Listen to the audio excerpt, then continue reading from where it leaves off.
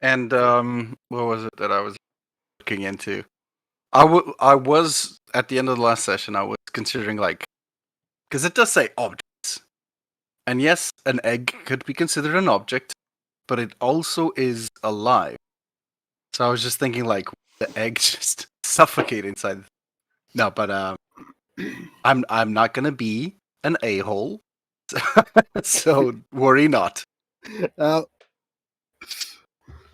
I kind of like the idea of you just being I need I need some time away from all of these dudes. Everyone keeps hitting each other by accident and all that. When they roll one, I need some time for myself, and just go into your little genie pocket and read a little book. Yeah. In fact, I didn't miss something I could have done every time when we were attacked by those books and table of mimic stuff. I could have added my proficiency bonus every time first time I attack to my damage. But oh yeah, because of the genie origin you have. Yeah, the genie, which is, by the way, genie's wrath. It is fire. Oh, you're the Ifrit. Yep. But yeah, keep that in mind, because I mean it's 1d4. No, it's actually my proficiency bonus. Your proficiency. So it's 2 in our current. So yeah, it's not a huge amount, but every little bit. Every bit counts. Yeah. So yeah. Sorry about. I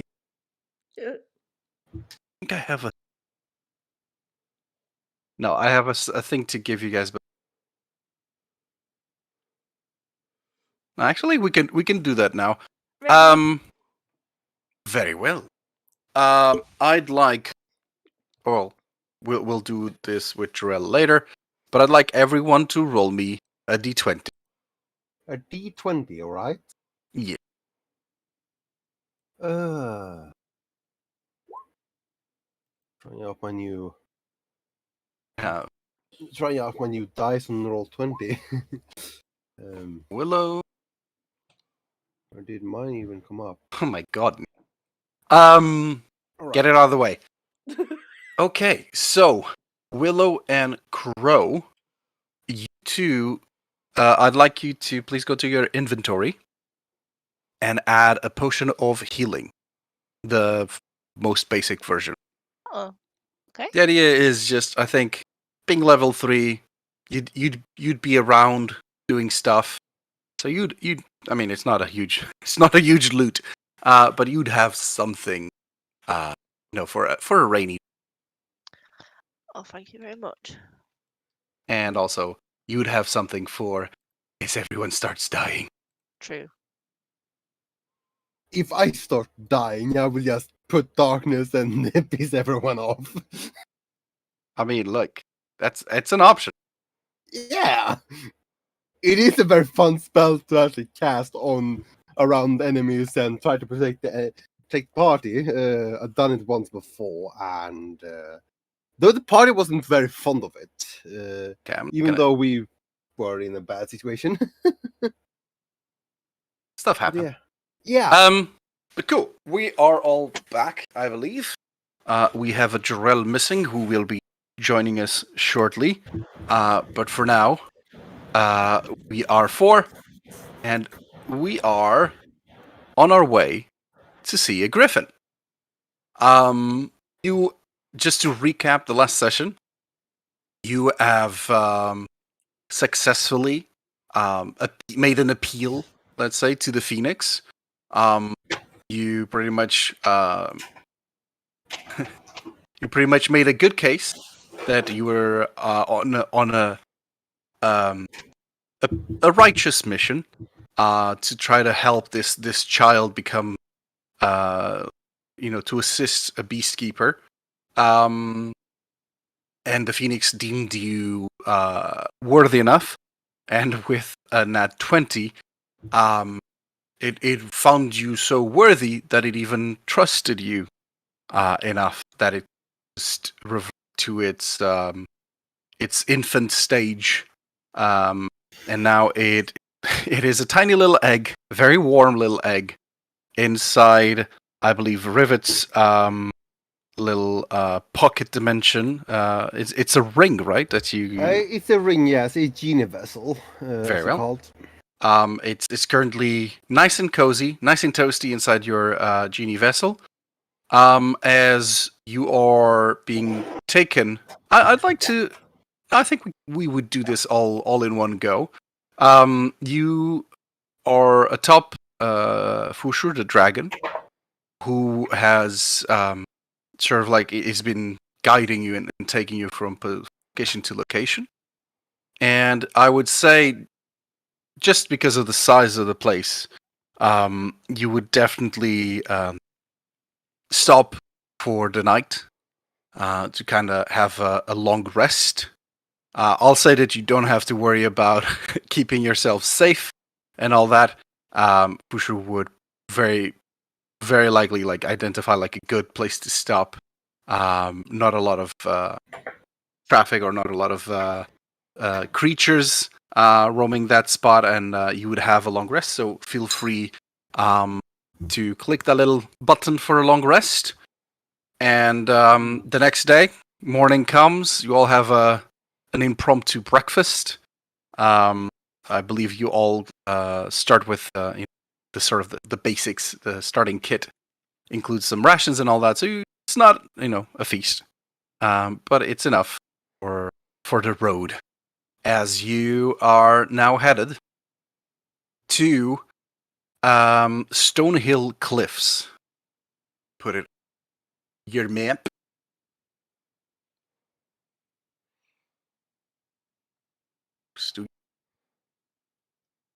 Currently headed towards Stonehill Cliffs. This little spot here. Right. Stonehill Cliff is a lovely place. They are a steep cliffside on the northernmost part of Noxterne, near the desert. The cliffs lead to a treacherous drop, and most of the locals avoid the paths in this area due to how rough the terrain is and how impossible the paths are. There's a lot of creatures that make it just, it's not worth the risk. Most people just go around. Here is where many griffins make their home, nested in the side of the cliffs and hunting the Fix and other creatures below. While not inherently wild, griffins are choosy as to who is allowed to ride them. There are two ways to get a griffin to ride it. That Busher will kind of go into a little bit more detail. Let's imagine this is just kind of like your guide giving you the details about the land. As he just goes on to explain that griffins are, again, not necessarily aggressive creatures, or even like, it's not like you come in 5 feet of them and will be fighting for your lives. But they do tend to be very choosy, very, their chest is always puffed up, as not everyone gets a chance to ride a griffin. And as you start getting to the location, and you start seeing off on the cliffside,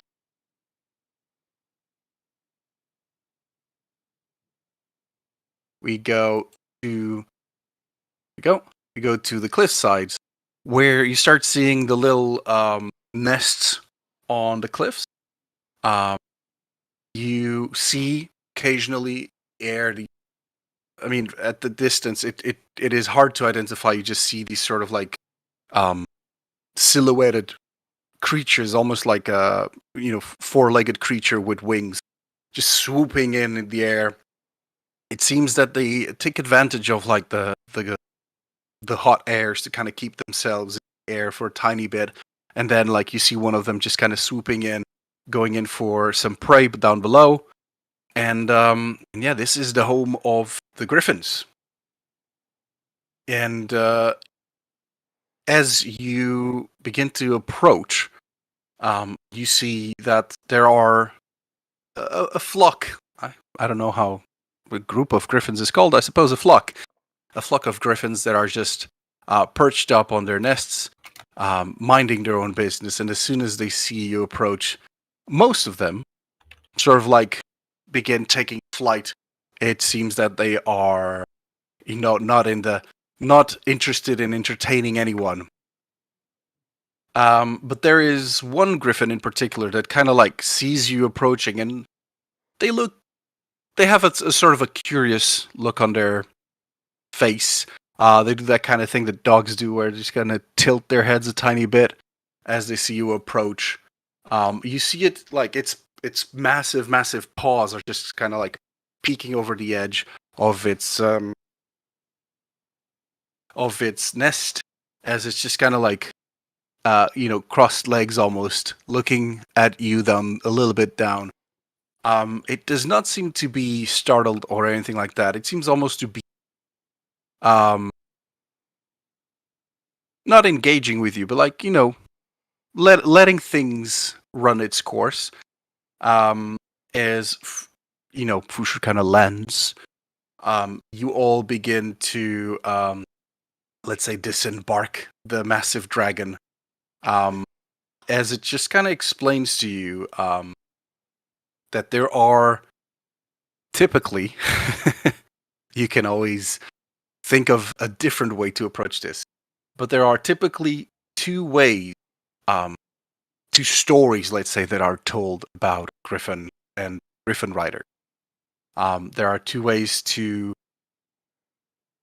create a bond with a Griffin.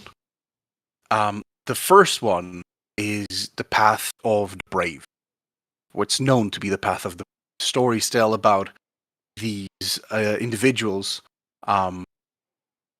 that, due to their bravery and their might, get to tame these prideful creatures. Griffins are creatures that easy. I'm not going to do the dragon voice. There's no need for us to get tangled in the matters, as you are just quickly you get this quick explanation that griffins are prideful creatures who only listen to those who are brave, mighty, and worthy. The tales speak of those who are bold, proving themselves capable of taming a strong and wild griffin by sheer skill and endurance.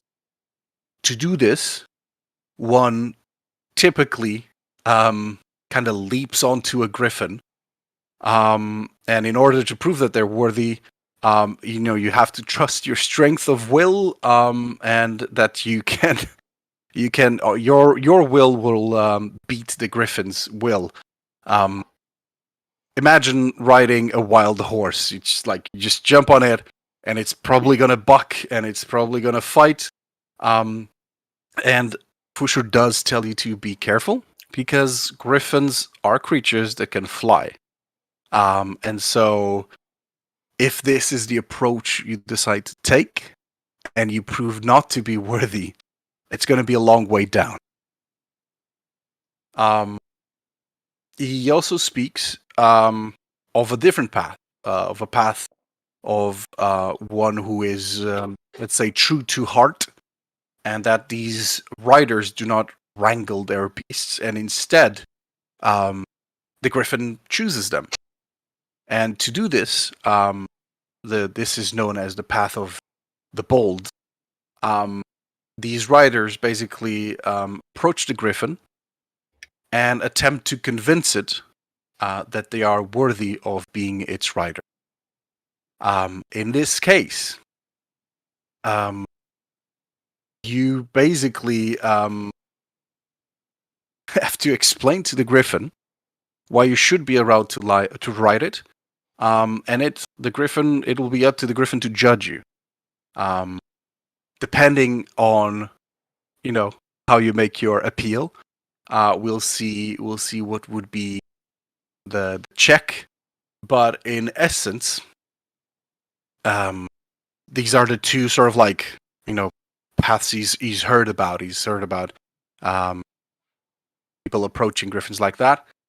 and kind of just looks at you all just with a bit of a sort of a smile, just kind of giving you guys the space to approach this as you would like.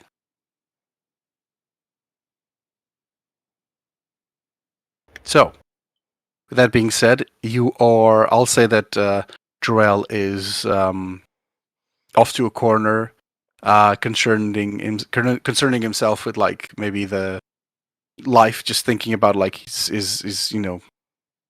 has some stuff on his mind. But you four are currently basically you are imagine like a cliffside, and you are a couple of feet down. The griffin is just kind of like looking at you, puzzled, just kind of head kind of tilts one side and then tilts the other. Hey, welcome, Jorel. I'm back. So I'm late. Very well. You arrived just in time. Group has made its way towards the griffins at Stonehill Cliffs. There is, in particular, one griffin who is seemingly not afraid and just kind of entertaining. Just looking at the group, just curious. You have just been told of 2 ways to traditionally tame griffins. One way is to just basically jump on top of the griffin. A lot of core strength and just hold on for dear life. And hopefully your might and your endurance will prevail, as the griffin will surely try to, kick you off of its back. You were told, obviously, to be careful because griffins do have wings and they might start flying. And if you fail, you will come crashing down. And then you were, and then you were told of a different path, which is a path that kind of revolves more around just convincing the griffin that you are worthy of riding it, of being its sort of partner. And in this case, it's more about just appealing to the griffin. Obviously, the thing is, you know very little about griffins, about their. I mean, you could roll for that, and we'll see in a second. But you know, potentially little about griffins and about their personalities. These are creatures who are not they are wild creatures, but they are very like intelligent. They also have very quirky personalities, and if you, let's say the wrong thing, it might be that the griffin just doesn't want to be near you. So, and now the decision comes to the group. You are 5 individuals. It is up to you to approach this as you want.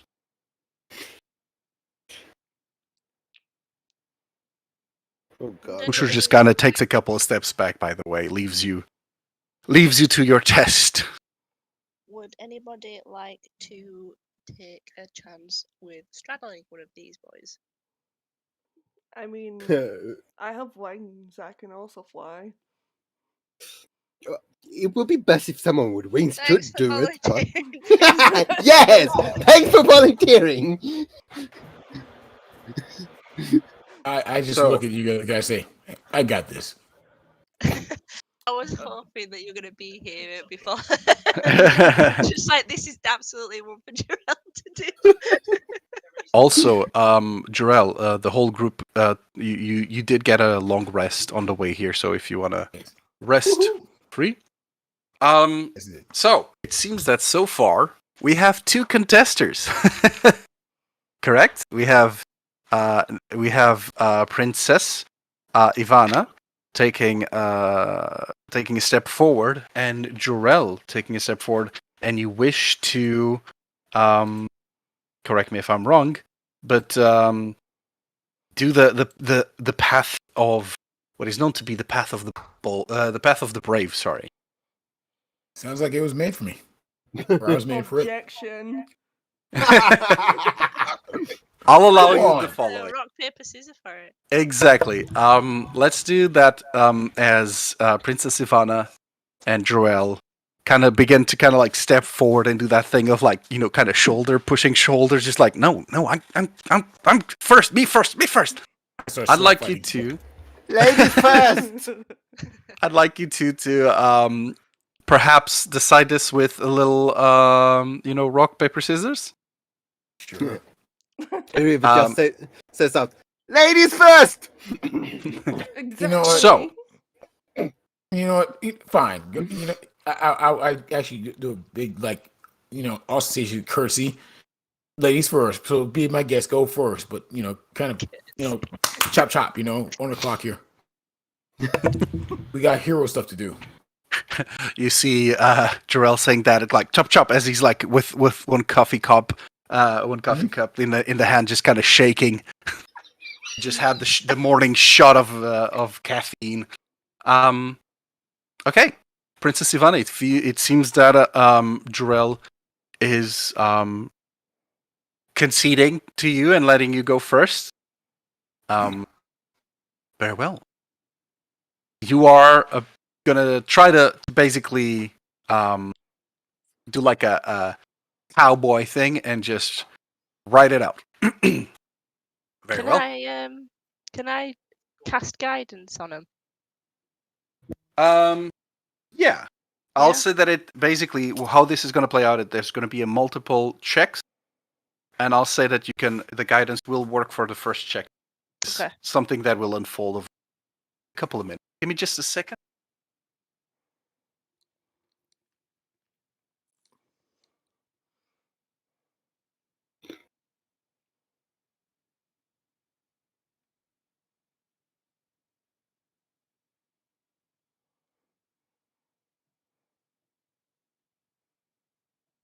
Sorry about that. I made some tea with honey, and well, apparently some of the honey also stuck on my clothes.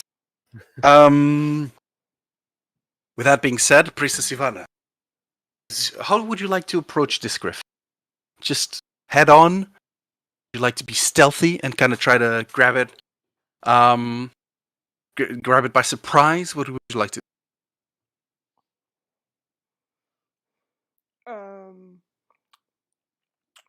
Well, stealth ain't my thing. So,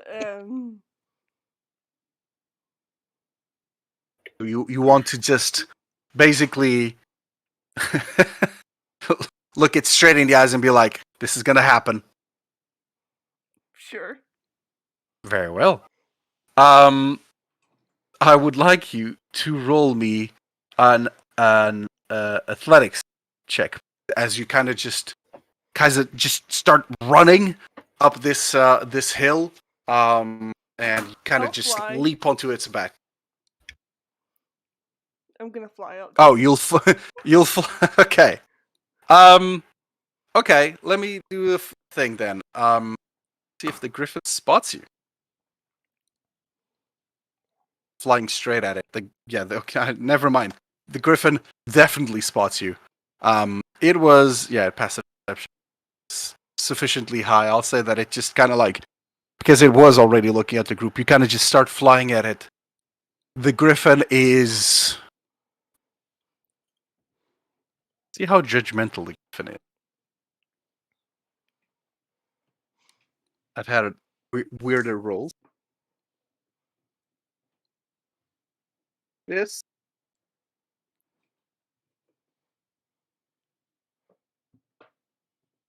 Okay, Ivana. You start just your wings just like start flapping quickly. You just head straight to the griffin. You see that the griffin is just kind of like starting to like open its mouth, like a bit of a hiss sound as you approach it. And roll me. It's going to be a contested sort of a grapple thing. So roll me. Do you have athletics? Yes. Well, then roll me an athletics. We'll see how the.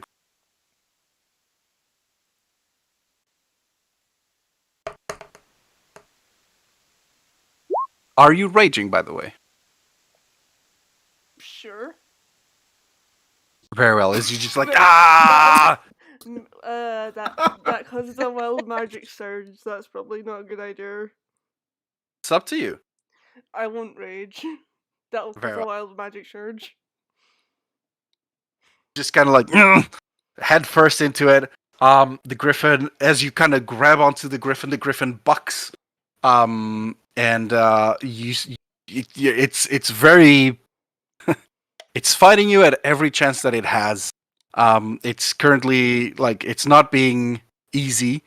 As you do manage to eventually grab a little bit of like a couple of feathers here and there, a little bit of fur, as you just hold on.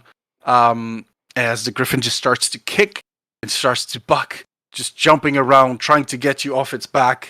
I'd like you to make me a Constitution check, saving throws.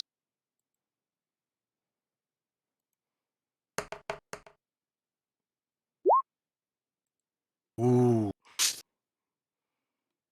You are starting to lose your grip. This creature just starts to, like, wildly jump up and down as it then, like, seeing that you're not really faring that well. The creature just wings kind of arch up a little bit and then just in one fell motion just slam against the ground almost, and as it does, it lifts off, jumping off the cliff. For you, it's not really a problem. You're just kind of like holding onto it, but like you're also in the air, kind of holding on for dear life. As the griffin now just is flying so fast. How fast can you fly? Flying speed. 30, right? It's your movement.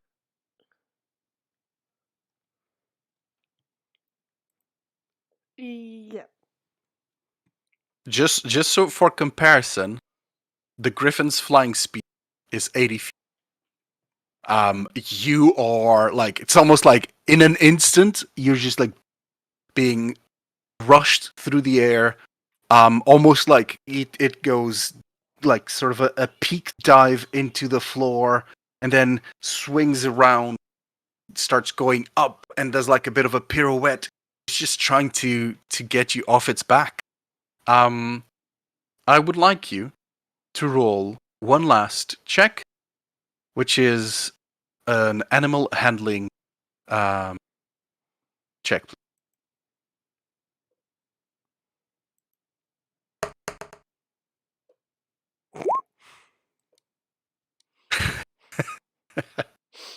On one of these last turns, the griffin just kind of like starts kind of like it dives a bit and then just starts climbing up and up and up and up, going to the clouds.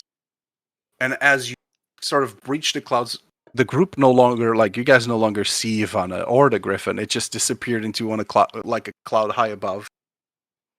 And then suddenly, Ivana, you're on the griffin's back, and the griffin's no longer flapping. It's just very slowly leaning on its back, start to gain speed.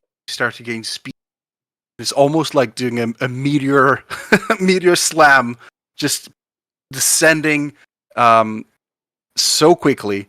The griffin is not using its wings. The wings are just kind of being dragged back as you're both now just plummeting towards the floor. What do you do?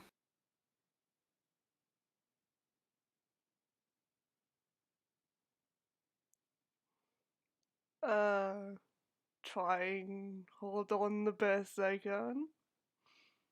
Very well. At the last minute, you're holding on. Wind is just, that thing that, like when you go through a wind tunnel, your mouth just goes blah, blah, blah. You're basically like, your whole face is being distorted as you're just going straight, like peak to the ground. And then at the last minute, the griffin just curves, the wings open, and it just does a very, very abrupt sort of stop, and the whiplash just throws you off the griffin. I will do the following.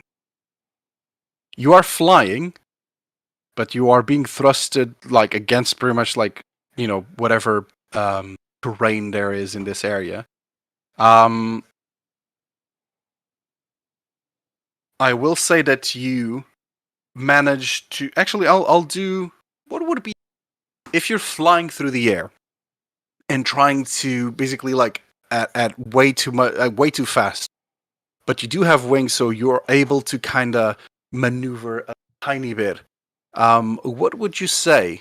What would you use to try to try to avoid collision? Acrobatics? I guess. Very well. Very well. I'll allow you to roll an acrobatics with advantage.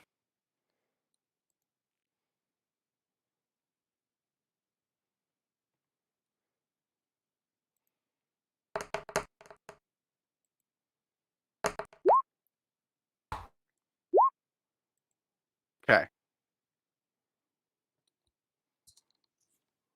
It's not that bad.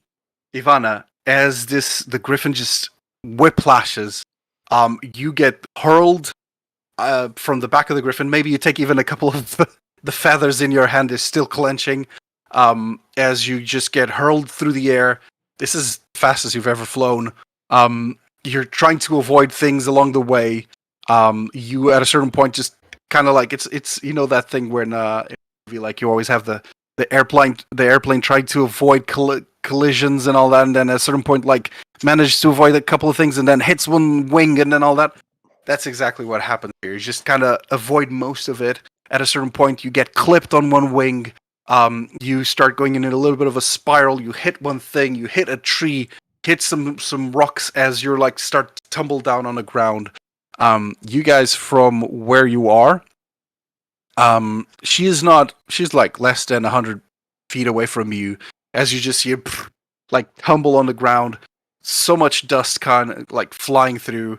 As Ivana finally like comes to a halt, sort of face on the ground, just and like finally, her body just sort of collapses onto the ground.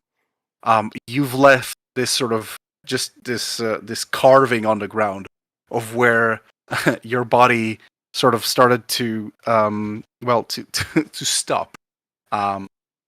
As you take 10 bludgeoning damage. Technically, let's say it could be a mixture of like slashing, piercing, bludgeoning damage, but you take 10 bludgeoning damage as the griffin just kind of is, behind, just flapping its wings. And you hear it do like a little what could be only described as, a griffin sort of like chuckle as it then just kind of flies off in the air, stays in a bit of the air in the air for a tiny little bit more, playing around, and then it eventually gets back to its nest. It feels, unfortunately, Ivana, that the griffin was just it was a challenge that you were not expecting. You slowly make your way back to the group, kind of dusting yourself off, trying to like put your clothes back in that spot. Your hair is just all over the place. Probably with some leaves and twigs in it as well. Yeah. You're just spitting like dirt. You're like, what the? Kind of like you somehow ate bugs as you were flying down. It's just a mess. Next time, I think Ivana needs goggles. Yeah, as Ivana comes. Awesome! Yeah.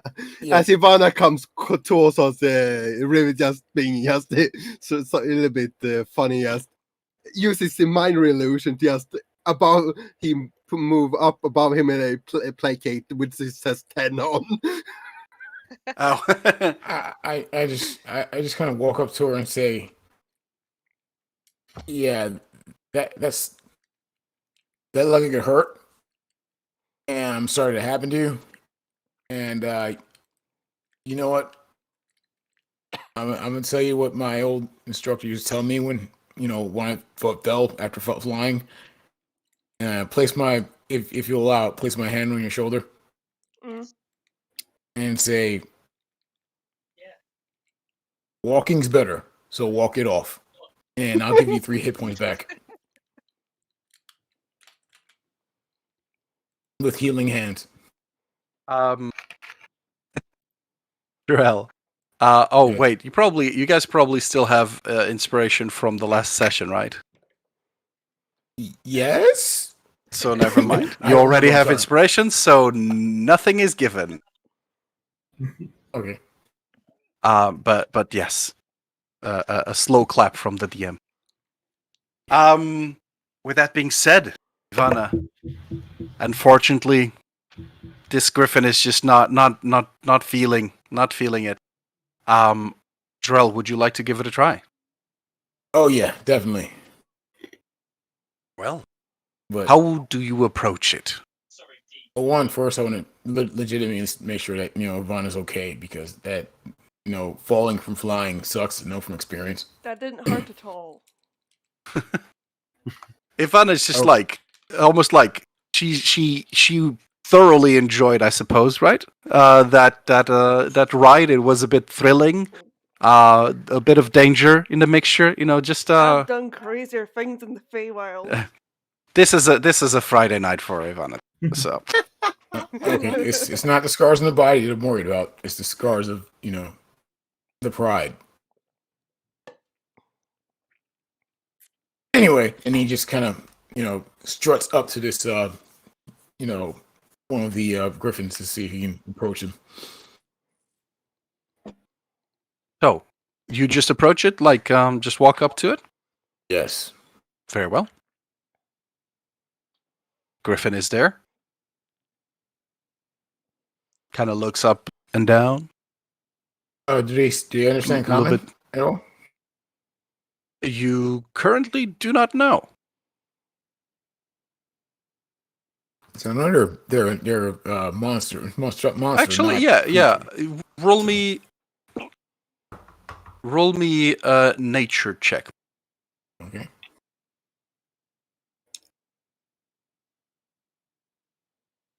That's a 22. No. Problem. Yeah, you've heard a lot of stories about griffins. Maybe it's the wings that kind of connect you, but Mhm. you do know that griffins do not speak per se. They are animals. They're technically monstrosities. They don't speak, but they do. I'll say that they do like understand, mannerisms. They get a vibe for things. Okay. Would I know of the best way to approach one would be the highest success rate for someone with my temperament? Because I'm not the type to like sneak up on one of these guys and try and befriend it. I'm more of the direct approach guy. Well, you were told of 2 ways to sort of like, let's say, approach this little conundrum. One would be a similar, well, let's say a more successful way than what Ivana tried. Of just kind of like just grab on and go for a ride. And then the other way is more just sort of talking to the griffin, make your case, and maybe it'll allow you to approach it, to try to go for a ride, but there's always, of those 2 approaches, you would know. I don't know if you want to just go straight for the ride, or if you want to try to first talk it out and then see. Let's try talking out first. I'm actually going to speak Druidic when I speak to it, because let them know that I'm, as the kids like to say, down. And so I'm going to just walk up to it and say in Druidic, like, "Hello, I'm something of a ranger around these parts, and we're trying to fill the dreams and wishes of kids out there. And it's kind of a calling, kind of a heroic thing for us. So I want to know, you want to be part of that?" Griffin kind of like tilts its head, squawks a tiny little bit as you talk. You see the eyes just blink, blink, blink.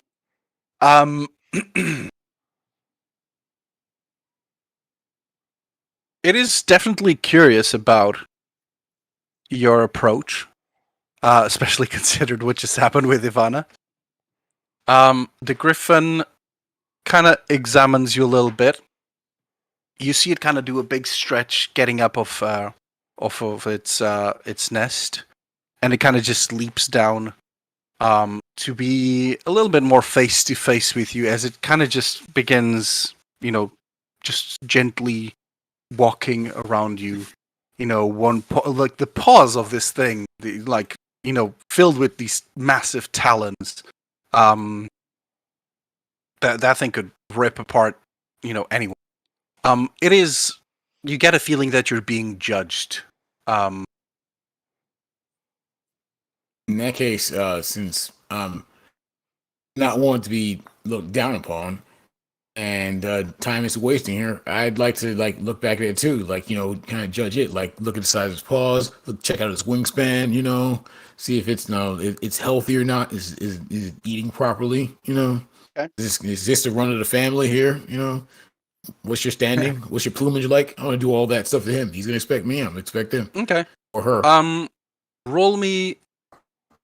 Roll me an insight. Okay. Sure. Let's roll insight checks. Otherwise, it's just too many animal handlings.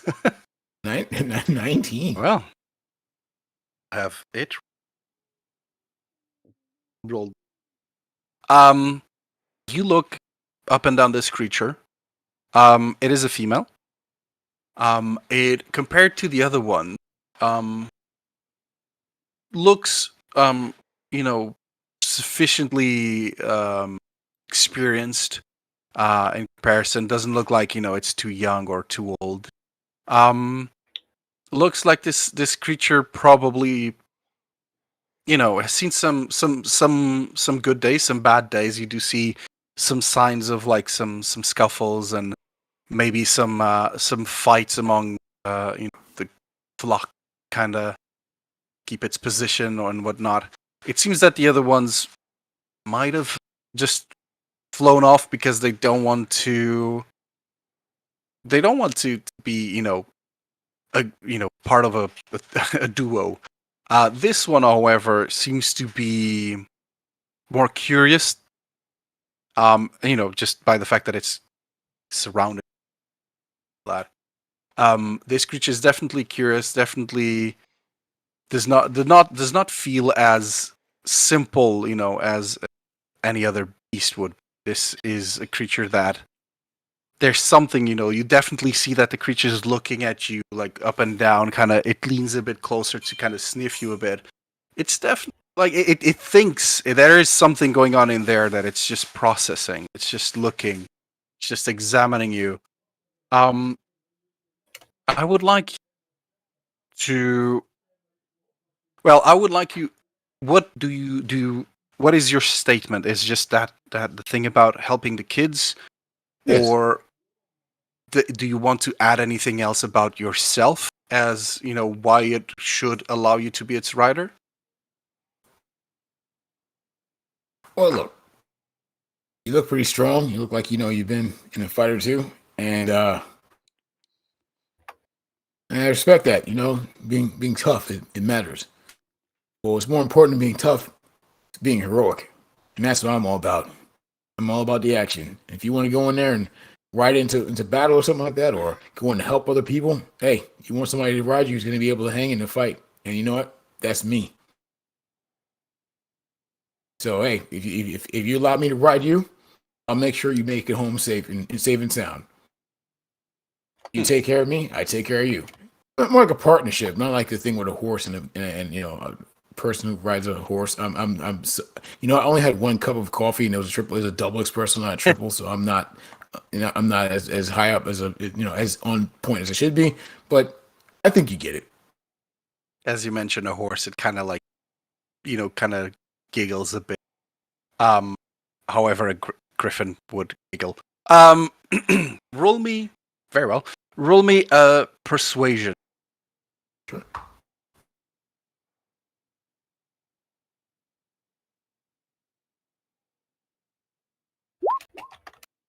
Dirty 20. This creature kind of looks at you, and after a while, it kind of like leans a bit back, and then kind of like its head like down a bit, and one of its wings, the left wing, kind of leans on the ground, almost like making a little ramp up to its back. Yay! I'm gonna like bow respectfully, and then I'll like try and like get on her back like and try and like find the proper place because it's a lion's back, not like another animal, so it's kind of weird. Mhm. And try to sit up as high as possible, look like look as striking as I possibly can. Then pull out my telescope, extend it, and just look back at my crew back there. Okay. Wave.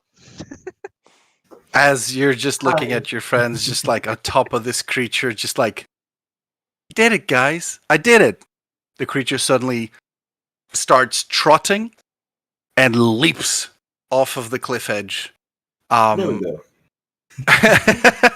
As you're both now just sort of like plummeting, the creature's wings open, and you feel this sort of gentle lift.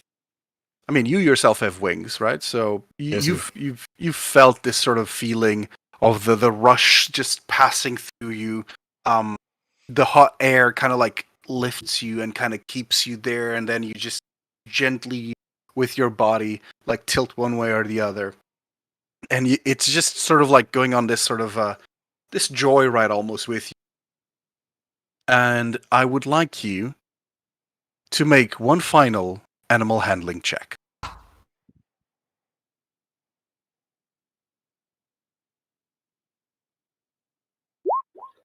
A total of 4.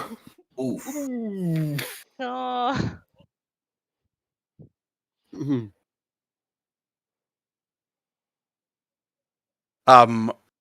You are perhaps you were a little bit distracted. You are on this ride and it just came a little bit out of nowhere. You maybe held on a little bit, you squeezed a little bit too tight. The griffin clearly like notices that as you start feeling it a little bit more aggressive, it starts to kind of like doing sharper turns and less of a joyride and starts to become more of like a trial. And now, sorry, I'm just reading the instructions. Okay. And you have one final animal handling check. The DC is not very high. I'll tell you, the DC is 12. Okay. Here we go.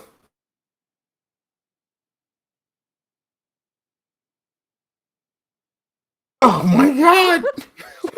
Oh no. Dude, there's more like numbers in the scale. I know. I think so. I told you, man. I'm probably gonna make it this season. Probably not gonna make it, but but Ugh. You Um, start feeling it's starting to get a bit aggressive. Maybe it felt what you were telling it. It felt your heart. It felt what you're made of. But maybe there's something there that it didn't connect with. Maybe it was trying to show off a bit, and you having done this in the past, maybe it just didn't feel that you were like into it as much as it is. You start feeling that it's gonna go wild. But you have sort of the insight enough to know that could either get off its back, and just like leave it be, or sort of like get off its back as in like kind of like try to sort of control it to go to the ground and it'll let you off, or you can try to do similar path to what Ivana was doing, but it's going to be a really hard one. As you're basically like, it's almost like the creature's just like, no, I don't want you, and you're just like, no, you'll have me. How's about this? Can I make an attempt for a third option? I am listening. Okay, so what I would like to do, since it's trying to, obviously we're kind of like disagreeing on where to go. Instead of trying to dominate this, majestic, monster, or let it, own me, I'd like to hop up and put my feet on its back, leap off and like do a backflip, and then spread my wings and fly with it.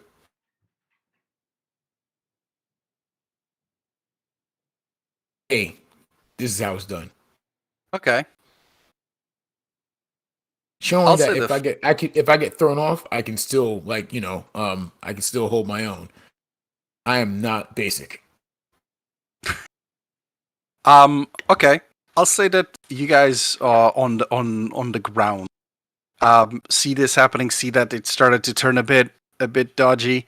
And then Jorel, just having sort of a feeling for this, just decided to leap off, and I'll say that for a good, a couple of minutes. You see Jorel and the Griffin just kind of like it almost becomes like it starts as this just sort of like thing of like two creatures just flying through the air. Then the Griffin definitely starts like not picking, but just like a little bit more of a a challenge to Jorel, and you, even though it can fly more or like faster than you, for you have a moment basically where you're just sort of playing around both in the sky, and eventually the Griffin comes back to its nest and lands. And unfortunately, Jorel, it feels that Griffin has not accepted you. However, I'll say that because of this whole thing, you were going very well until those 2 fours, and how you sort of behaved in this last moment. You could have like forced your way through and just brute force and like I'll show you that I can ride like like a true Griffin rider. But instead, you just decided to have a bit of a more courteous bow and just be like, okay, let's just do this. I'll say that anyone that tries next, the Griffin is, let's say, in a better mood. While Jarell was doing that, could I have been casting Cure Wounds on the princess? Oh yeah, of course. Sorry. Princess, you just you see Willow just kind of approach you and just she's done that before, so you just like cure wounds and restore some of your HP. You get 13. Nice. You can call And, me Ivana. You don't have to call me princess. Aw, we're friends. Very well. That was that. Unfortunately, 2 of the 5 party members have not been able to prove themselves worthy to the Griffin. There are still 3 who would like to take a step forward. Really thinking of it right now. What if more than one of us tries to convince it to come with us? Would you make them way? I'll say that the thing is, basically, the Griffin is picking, or you're proving that you can be its sort of like partner in crime. For that purpose, I'll say that you can't combine efforts. I mean, you've been in a way combining efforts, but I'll say that you cannot combine efforts into like, we're cool people, come on, come with us. Yeah. Can I take the moment to, while I'm still have my wings up, to go fish? Something I have to drink here. Oh, sure, yeah. sort of like skim the surface and are looking. I'll say that while the rest of the group is sort of like deciding what to, you're just in the sea, just enjoying the breeze, so enjoying the sea.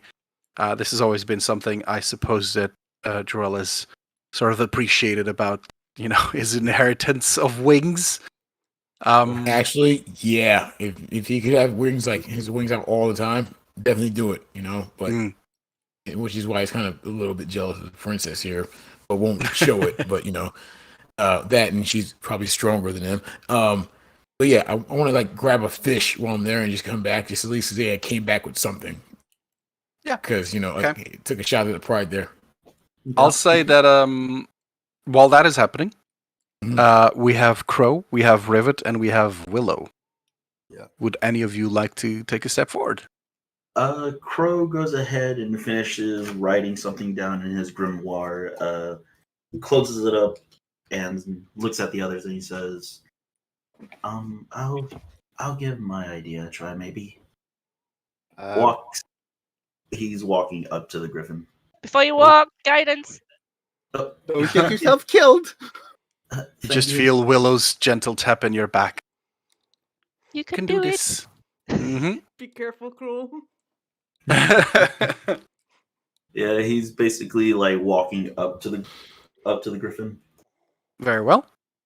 The griffin doing the very similar, like looking you up and down, kind of like just examining you, like feel a little bit like once in a while you do hear a little. He's kind of kind of covering his eyes a bit, so like nothing, like no dust gets in them and everything. As he holds onto his hat, he looks up to the griffin, and just with a smile, he's just like, "Hi there, my name is Crow Aberin Yan. Nice to meet you. Great Griffin. I'll go with that for now. I mean, yeah, sorry. I mean, I don't really know your name specifically. Let's see.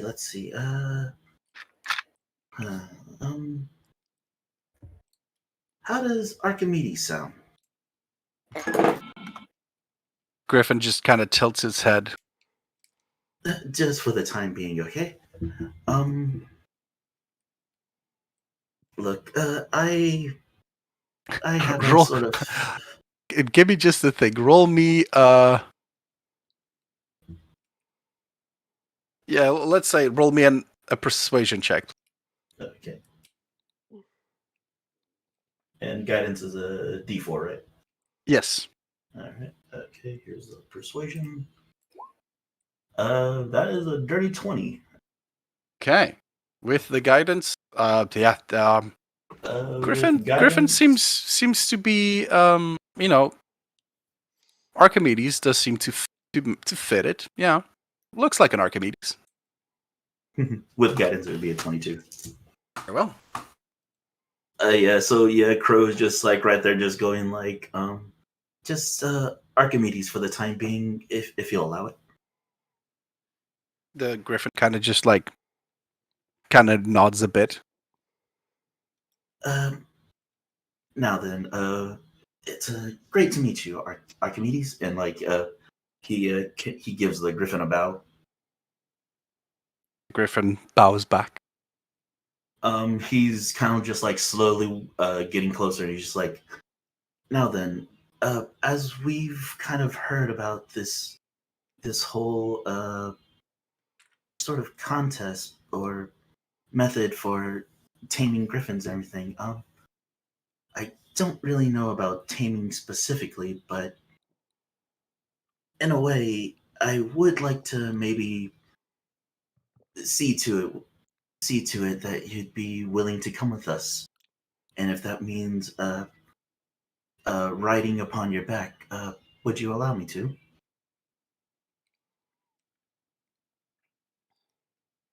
Roll me a persuasion.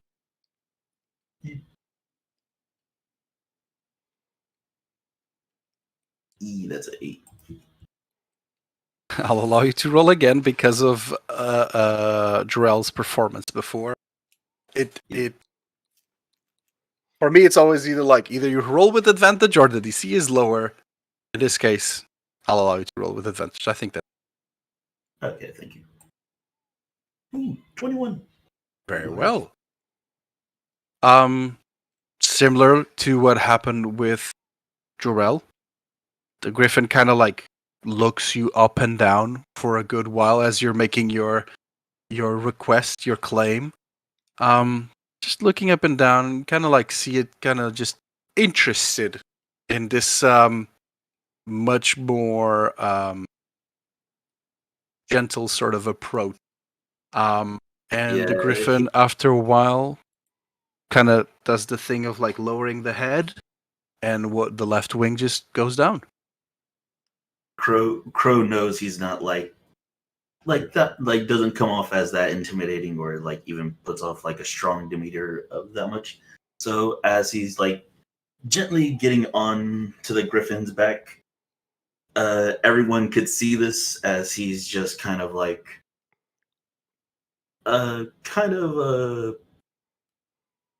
yeah, he starts to do symbols with his hands. No, just with his right hand, and Mhm. kind of pats himself, and he's adjusting his density. Are you making yourself heavier or lighter? Yes, heavier. Very well. As you just put, sit on top of the Griffin and you kind of adjust yourself, and suddenly your weight kind of digs in a little bit more into the Griffin. There we go. You definitely hear the Griffin just um Yep, told you. and with that it kind of takes a couple of steps and leaps off the cliffside as it begins to just ready when flap you its are. wings. I don't think Grow, despite his name, has flown before. Nope. It is this sort of it has moments where it's very smooth when it's just kind of sort of gliding, and has other moments where it's just this sort of violent wing flapping. It's Yeah, a lot of wind. He's holding on and just the mix of someone riding a roller coaster for the first time. Of Okay.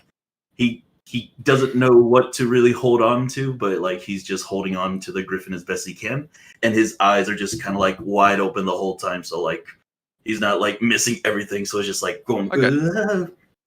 I'll say that you're trying to figure out where to grab onto. You obviously won't grab onto the wings. There's too many things. I'll say that Crow, you kind of just lean forward and kind of put your arms around the Griffin, almost like a hug from the back. As he's just kind of looking forward, and just the wind just rushing through your face. And please make me an animal handling check with advantage. Yeah, and if I have to make a roll to hold on to anything, while my weight is doubled, I get advances on strength Okay. checks and savings. Okay, and you said animal check? Animal handling. Do have advantage. That's 11. 11, unfortunately, is not enough, as the Griffin starts noticing that you're perhaps a little bit too skittish.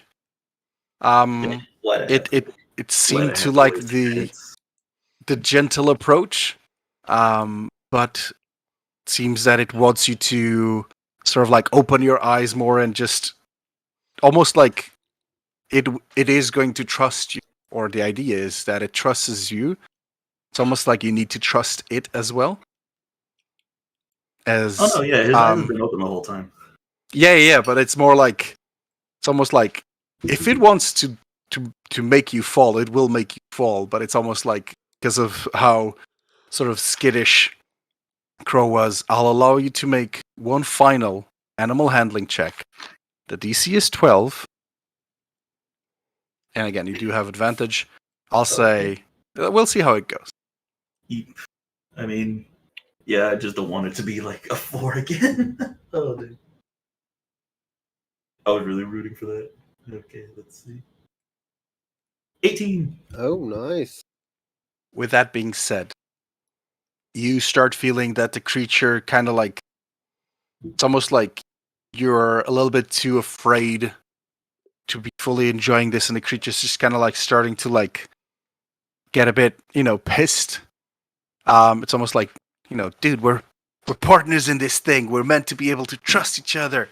All You right. just somehow have this sort of, almost like the worry starts lifting off, as you kind of just start leaning a little bit back and back, start doing less of a sort of a chokehold on the griffin, and leaning more back, just relying on the fact that you're double your weight and the core strength, and keep your legs strongly like on its chest and all that, and takes you, it's a bit of a leap of faith.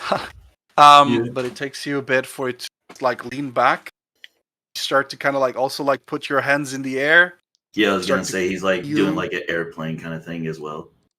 start to feel the wind rush past you, and it feels like flying rocks.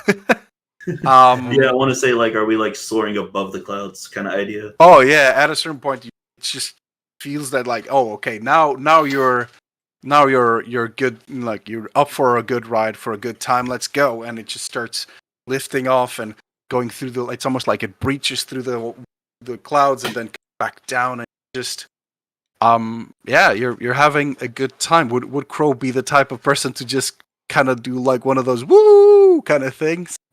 He would kind of be in at awe for a moment, like as like the moment of just like breaching above the clouds. Basically, the idea is just like now he's kind of seeing like most of the time that he's ever seen like the sky out far is like through a telescope.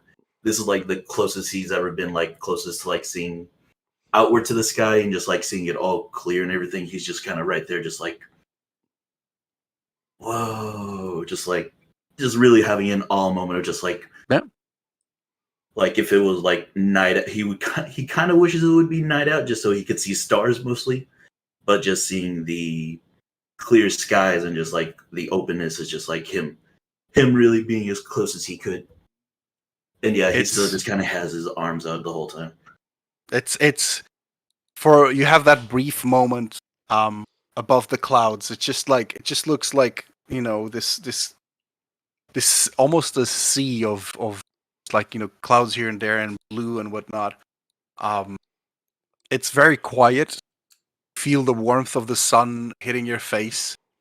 And yeah, you guys on the ground see that he disappeared for a bit, and shortly after, the griffin comes back down. It doesn't seem to be doing that like just straight on vertical descent kind of thing. It seems to be doing more of like a more pleasurable ride than than an adrenaline rush sort of ride. As it just gently comes down to the ground, lands close to you guys, and yeah, the griffin kind of stops. Its wing leans down for you to leave its back, Crow.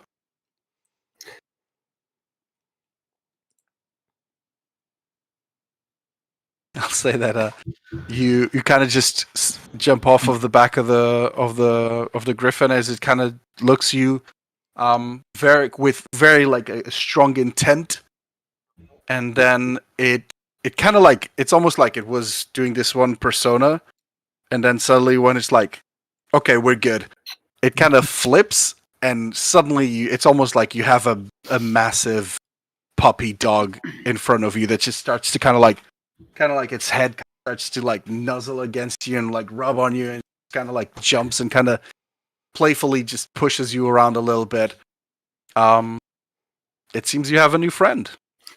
Yeah, as that is happening, he turns to see the others. He's like, I think I passed. At that moment, Rivet just start to count on his fingers and just on his other hand, just doesn't count at all. Just you first got a phoenix, got us the phoenix. Now a griffin. I think you will be. Are you by any chance an expert in magical creature, animals, and such? Well, that was the idea of joining this exploration of learning about them. I didn't think they'd really be that attached once you get to know them. Fair enough. Anyway, now that we are one seat less occupied on the dragon, maybe we can get more stretching room.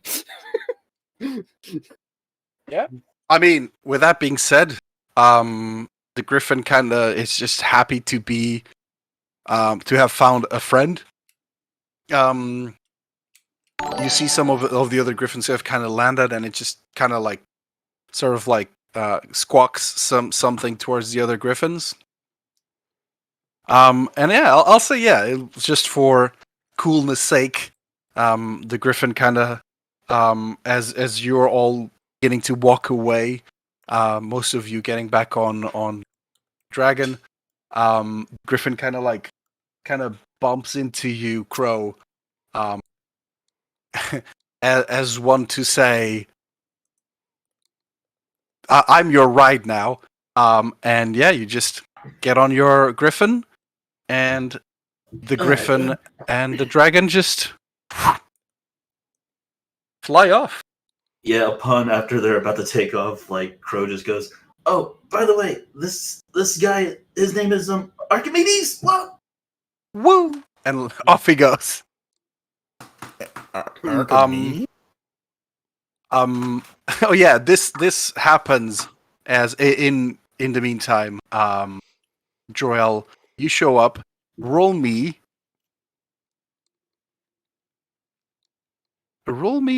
a sleight of hand. As you were soaring over the water, and you see how quick your hand gets. Okay. 9. I'll say that unfortunately, no, I'll say that you spent like a majority of this time trying to catch some fish. If you rolled better, might have been faster, but you eventually grabbed something. A nice sizable fish. Maybe if you want later, share with the group. But you did catch some.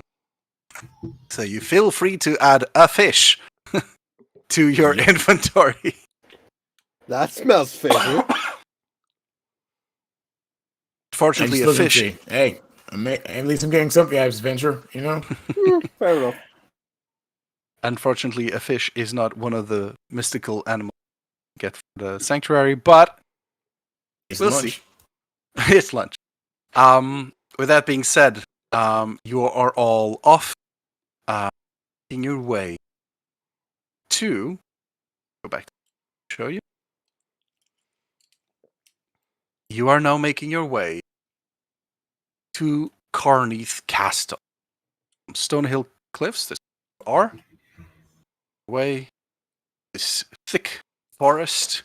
Well, not as thick when you get there, but you start making your way to Carneath Castle, where you think there might be a baby dragon there. Wagging. Ooh, Wagwee. a baby dragon. Quick question. You guys want to do a break now, or would you like to just keep moving? I need a potty break. Yeah, I'm Okay. okay with the break. Right. Let's do like a 5-10 minute break, and we'll be right back. Sweet. Okay. Thank you for the Griffin.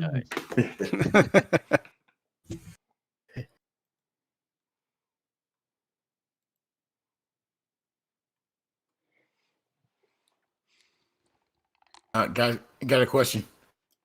Do we have time for how much of a rest do our characters get between now and we get to where we're going? Not sure. Not trying to metagame, but I'm just asking because I did use my Radiant Soul already, and it comes back on a long rest. I'm just happy that I didn't need to do anything special there with that Griffin, so I still have a lot of things still in my I'm only asking. It's not if the answer is no, no, we get a short rest. I'm totally fine with that. I can make do. I'm just asking just to be sure.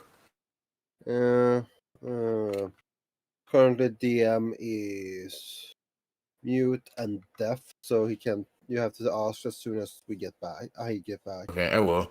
For right now, I'm gonna go get some coffee, and I will be right back. All right. Like IRL coffee, good stuff. Yeah.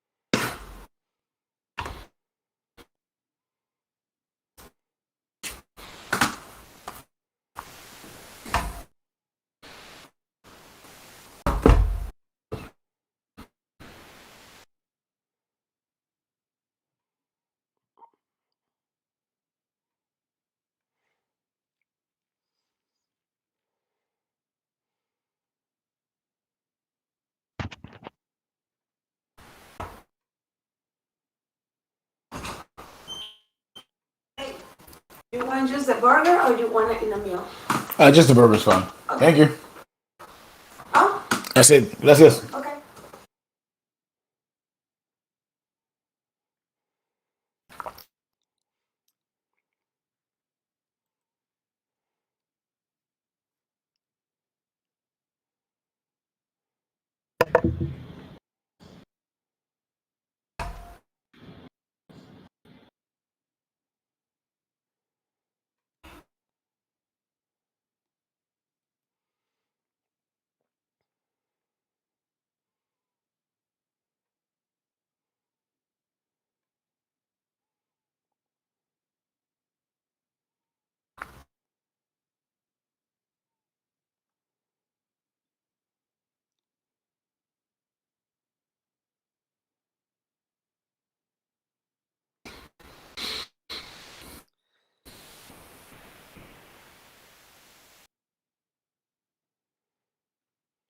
Oh, here are we still waiting for people?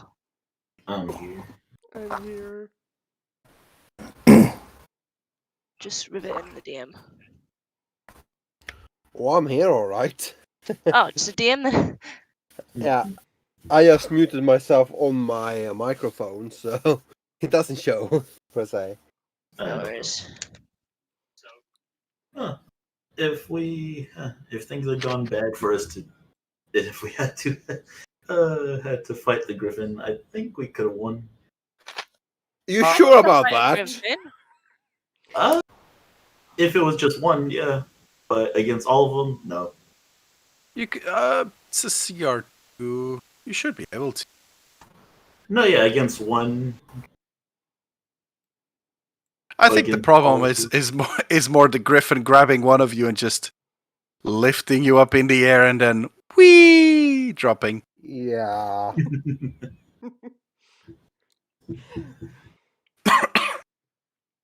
That's a My- pretty like gnarly way to like kill your opponent.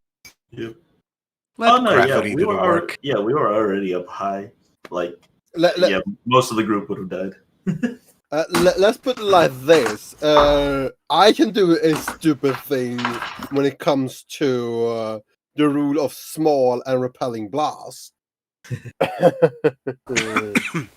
Yeah. Look, I'm back. You've all like it was a good show. It's like the Griffin is unforgiving. But you've succeeded in not acquiring, like enlisting the Griffin's aid. I'd like to know, are we all back? I believe so. I'm Nikki, here. Yes. Yeah. everything ready? Yes. Very well. With that being said, Fushur, Dragon, your new friend, Archimedes Griffin, are flying towards Carneath Castle. Along the way, Pushur kind of gives you a little rundown. And for simplicity's sake, let's say that Crow manages to hear this, even though he's flying on a different creature. Pushur's voice is very deep, reverberates through the air. Also, would like to point out, we have a griffin, a crow riding a griffin. So Fushur begins to kind of explain that Carneath Castle was once famous castle, stronghold to a long-forgotten lineage that was decommissioned with the unification of Noxterne. For a while, the efforts there were efforts made to keep it functioning, and it served many purposes since it was decommissioned. But the high maintenance costs just made it really hard to to keep it up and running. And so eventually it was abandoned, and the ruins started in. To make matters worse, there are bandits that often use it as sort of camping grounds, making it even more unsavory to move. Recently, a group of bandits were caught and interrogated. The officers were told that there were multiple groups trying to take hold of the castle, and the current occupants were the fiercest. And it was also mentioned, almost like in passing, the officers that in charge of interrogation didn't give it much thought, but they thought to mention that it seems that their leader, who is a mean and violent orc, has quote unquote a winged lizard trapped somewhere in the castle. And the bandit apparently mentioned that it's they call it like the orc's sort of exotic pet. And yeah, that is more or less the information that you get about Carneath Castle. It takes you a good part of the day. So you get to more or less the area a little bit after, in the middle of the afternoon. As you can see, Castle grounds off in the distance are barren and dry. Don't bug into the map. You there. There you go. But yeah, you see the castle grounds are barren and dry. Signs of old, forgotten sort of campsites mark the land. Vegetation is scattered, sort of throughout the whole space, like wild bushes. And most of the trees that are in sight have been cut down to a stump. Anyhow. You assume that the locals probably are trees that they can find for lumber. And a lonely castle stands amidst the plains. I'll say that Fushur drops you off more or less at a safe distance. And I'll say that Archimedes stays with just for it to not get caught in the crossfire. Archimedes is needed for a specific thing. And as you begin kind of like taking a couple steps towards the castle, obviously keeping an eye on your surroundings, sure you're not being watched or that. You see that there is an old wall that sort of circumvents the entirety of the keep, with the occasional watchtowers quiet, spread throughout the wall. What was once an imposing visage is now just this ruined and falling apart castle. The walls have been, just collapsed at several points. The watchtowers lay open to the elements, and the gate lies in pieces all around. You see from at least from this point, and yes, as you were flying in, the best entry point would be this main gate. You take careful steps, of course, making sure that there's no no bandit just waiting to loose an arrow. And you will begin approaching the entrance of the castle. This was once a great entrance, but now it's just this sort of sad reminder. The strong door that once held back its enemies is just in pieces on the ground. And inside the gatehouse, you see that there are several small cots and lit fire. What would you like to do?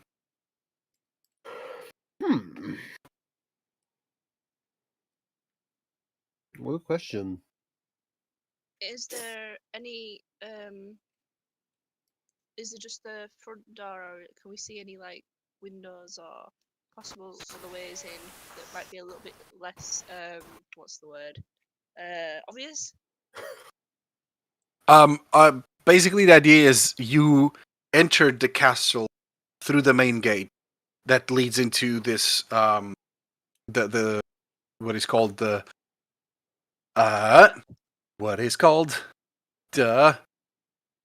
Courtyard. No, not the courtyard itself, sorry, the gatehouse.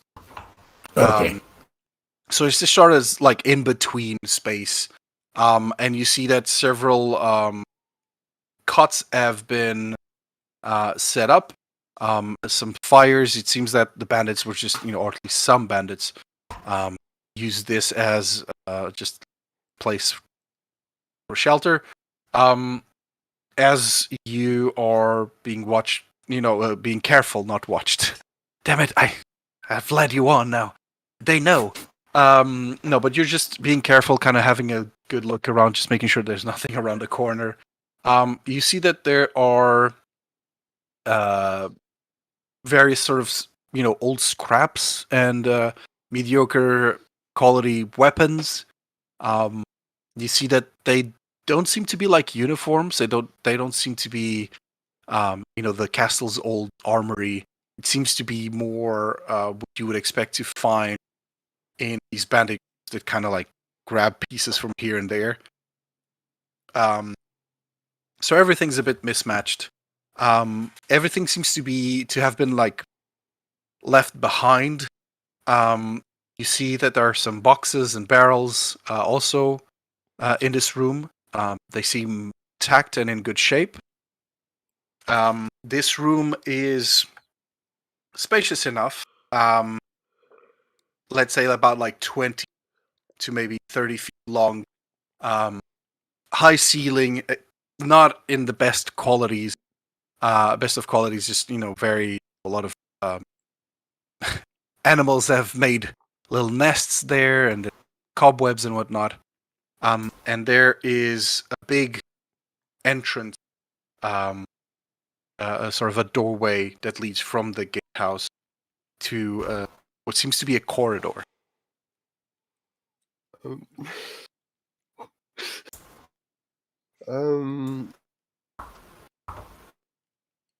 Let's see now.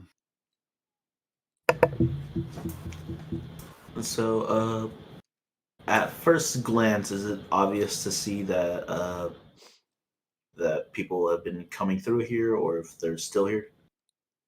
I'll say that you approach one of the campfires and kind of just gently, like, your hand goes a little bit close, just kind of gently tapping the stone. They do feel warm.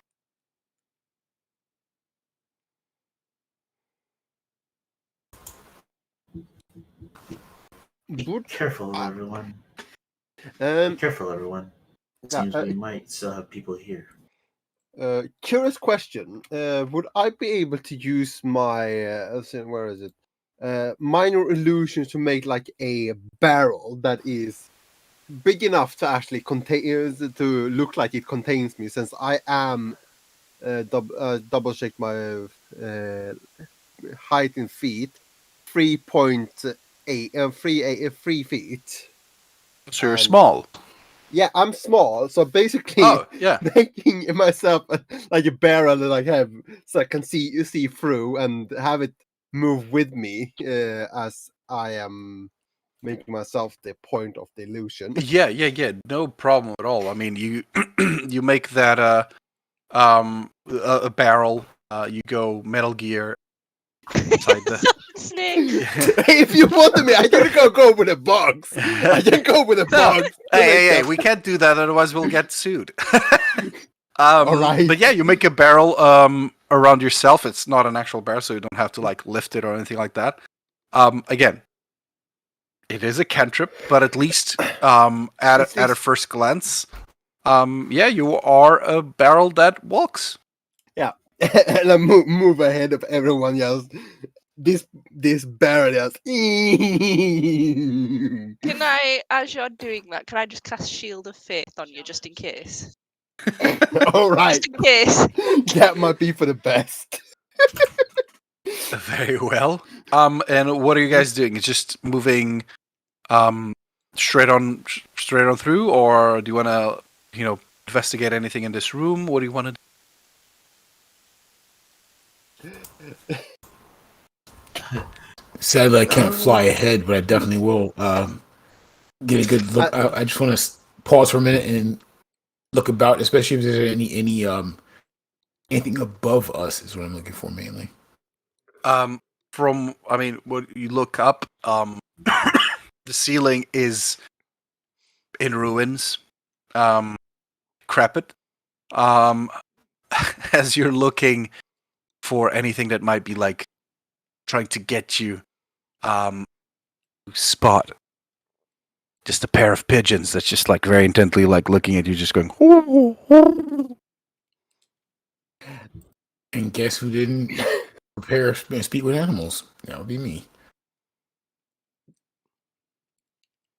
Pigeons prepare their bows. No, they're just kind of like gazing at you, pretty much, bobbing their heads up and down. Yeah, that one of them kind of does that thing with the wing, but like passes it along its neck. It's just like you're next kind of thing. You know how it's pigeons in a rough area. Gangster pigeons. No, but these are just pigeons. Just there does not seem to be anything above you, or any spot where anything could be hiding above you. Actually, if you don't mind, what I would like to do is actually take a moment, and I would like to cast Enhance Ability on myself. If that's cool, to give myself the owl's wisdom, so I can actually, Okay. be a little more alert than I usually am. Okay, you have the owl's will. I don't know why I did that.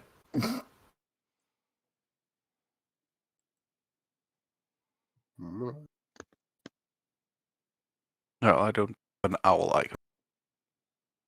icon. Very well. So, am I right to assume that you would just like to proceed through the go into that tunnel? If it's okay, I'd just let the guys know. I whisper because my ears are super sensitive. I'm just like, hey guys, I'd like to take point. That's okay. I'm gonna follow you. That's why I did the barrel thing. He goes, shh. As you're saying, like, I'd like to take point, you just see a barrel just like do do do do do do do do do do do do.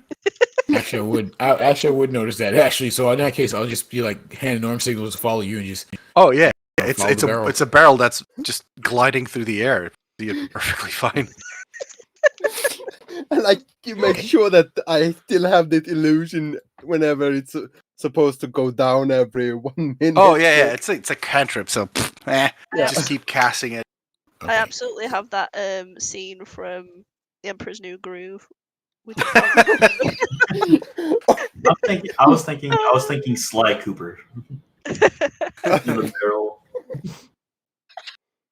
At least I got the gag out of it.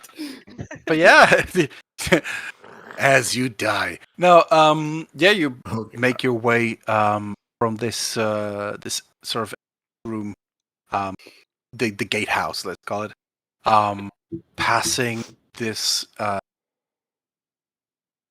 this corridor. You get to this place that looks like a foyer. this is the grand entrance. The castle is a room that used to greet many folk from all around.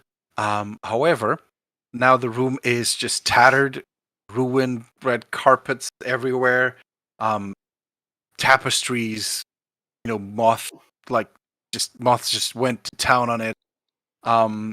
And someone has been clearly like stealing strips from these rich tapestries. Room is littered and ruined chairs and benches that were once used to entertain those waiting to head in further are now just broken wrecks in the floor. A set of stairs lead up to the royal audience chamber, and ahead is a room through a pair of large wooden doors.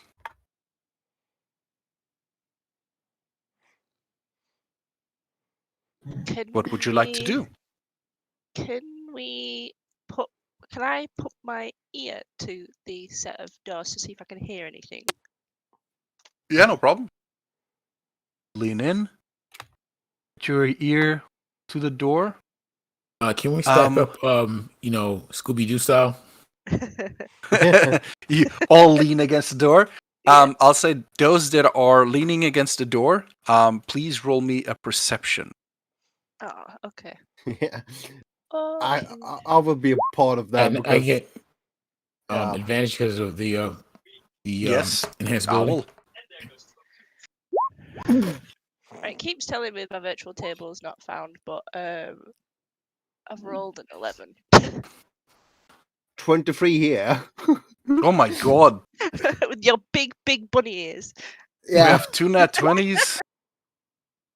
1 3. Oh my god, Nikki, what is wrong with your rolls? I've angered the dice gods.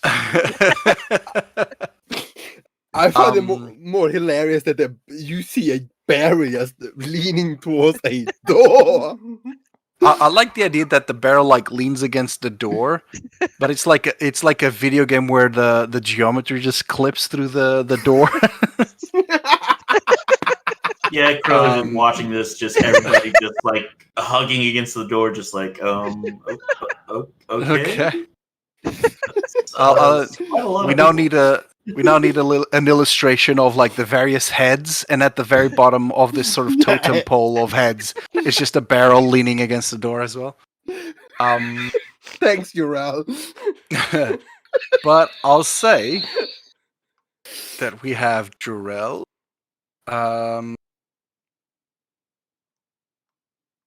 Okay. So have I'll say that Rivet and Jarell. You can hear it because of that nat 20. I'll say that you don't hear anything in the next room. However,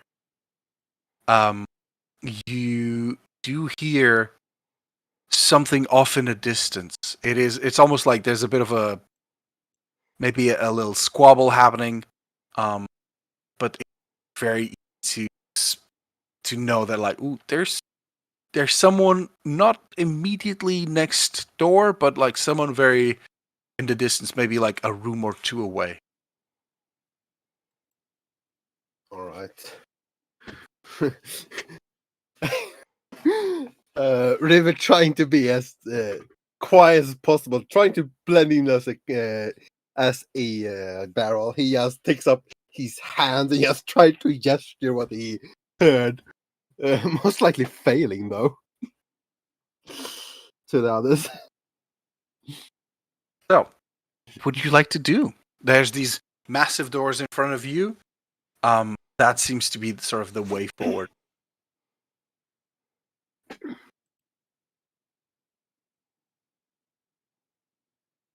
Do we want to open the door?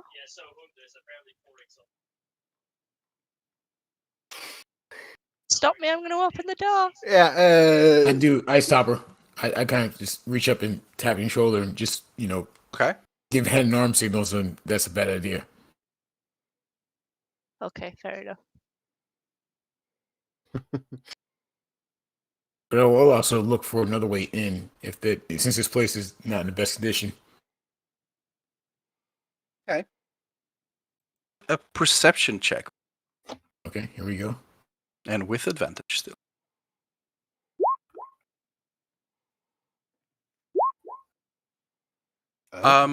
Yeah, I'll say with a 22, definitely look around, and see that there are some cracks in like imagine like you see the two massive doors, and there's what seems to be like a statue, and there seems to be some light pouring from behind the statue. It does not seem to be like, a doorway or anything like that. But you could definitely like try to like break it down a little bit extra there and possibly pass. I'm just gonna say, guys, do we want to, go dynamic and barge in there like I'd like to, or do we want to sneak in? If Rivet actually stops him, he tries to just stop with his hand. He tries to be completely silent and just points towards the side of the doors to basically trying to tell the guy, all of you, to be on each side of the door as he opens up and tries to go in. Is Rivet saying this or just gesturing? He's gesturing with his hand. He's attempting to, at least. You guys look, and there's just a barrel that gently kind of just swings one way or the other. I did say that I took up my hand. What are you trying to say, River? Is there a voice taking a well? I'll say that like you see two hands coming out of the barrel. And the hands just point at like Bugs Bunny style, just point at like sort of the sides of the door. Are you trying to cast a spell? I'm actually looking at the corners of the door, trying to see what he's pointing at. Yeah, same. Like Crow's just right there watching, we thinking looking for? I he's don't trying to do a spell, like just doing symbolic hand signals. at this whole guessing game, so he just pop up his head. Well, why don't you stand on the each side of the door, and I try to walk in with this sort of barrel as he pops back to his head. I might think you're a mimic.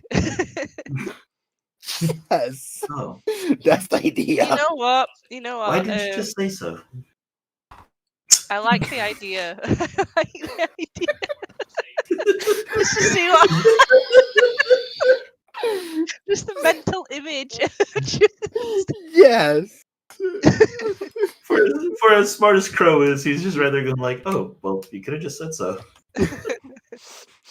Okay. So.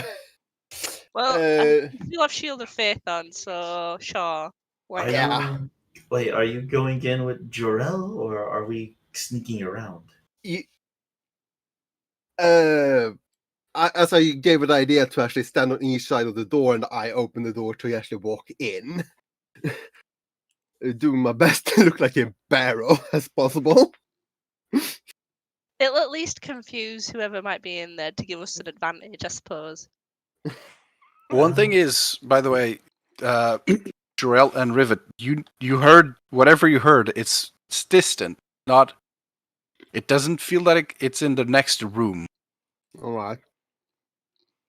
So the plan is, the group kind of like splits onto each side of the door, and Rivet's gonna walk in, right? Yeah.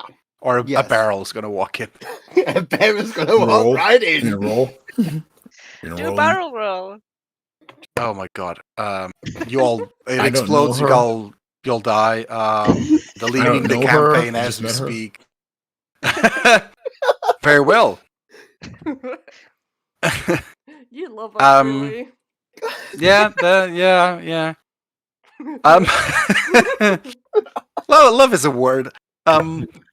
Crow just Rivet. nods at the idea and just goes ahead and just gets onto the right side of the door. Very well. You guys stand aside. Rivet, grab both handles.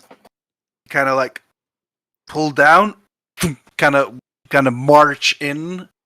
Barrel comes marching in. I'd like you to make a dexterity saving. Dexterity saving throw. All right. This is something I love, considering. Ooh, not with those numbers, but let me see here now. I have a racial feature when it comes to dexterity saves. Let's see, where is it? Lucky foot there. Lucky footwork. I can add a D4 to that. Okay. Though I'm not sure if that's gonna do anything. I'll tell you right away, it won't. Especially if it's a 1. Yeah, Ooh. exactly. Rivet, as you kind of just like, here we go, and you swing the doors open, and you walk on in, and you immediately feel these sort of like, it's almost like as you push each door, kind of like your arms are extended, and you kind of like look to each side. If your eyes could each look to each door, you would see these sort of like runic symbols, like these green runic symbols, just kind of shine, and then suddenly you take.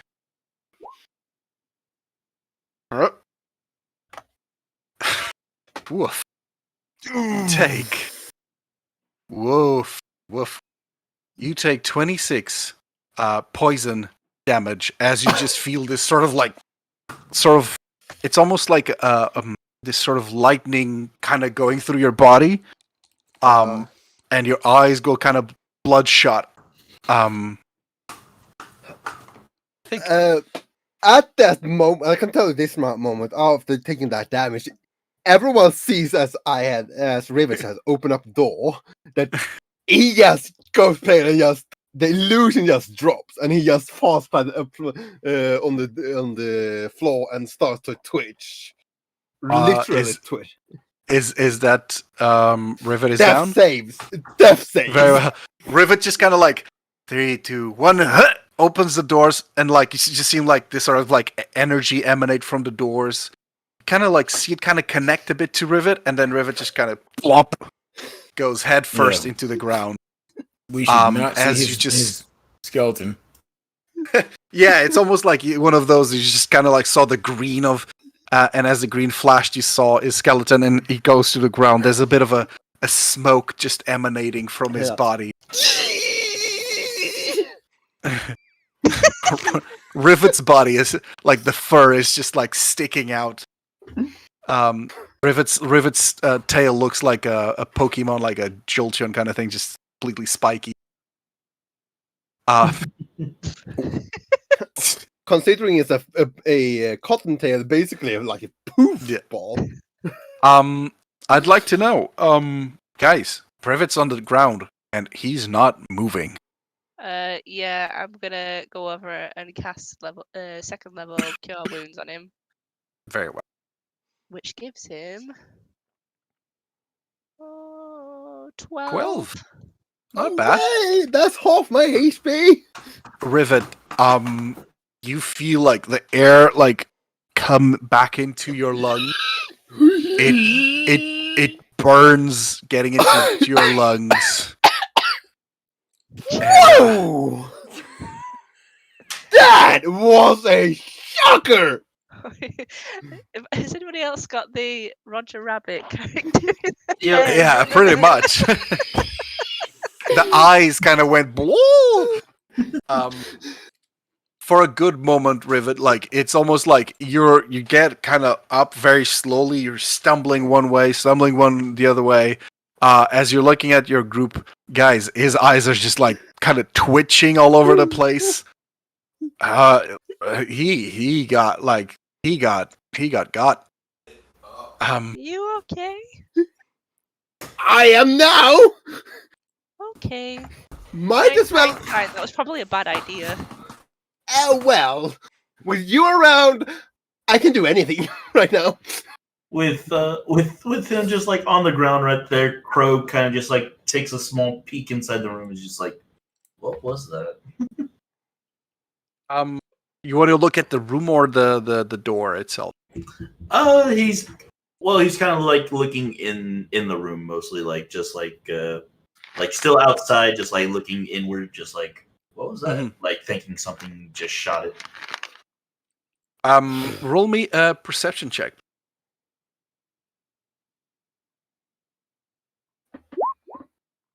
13.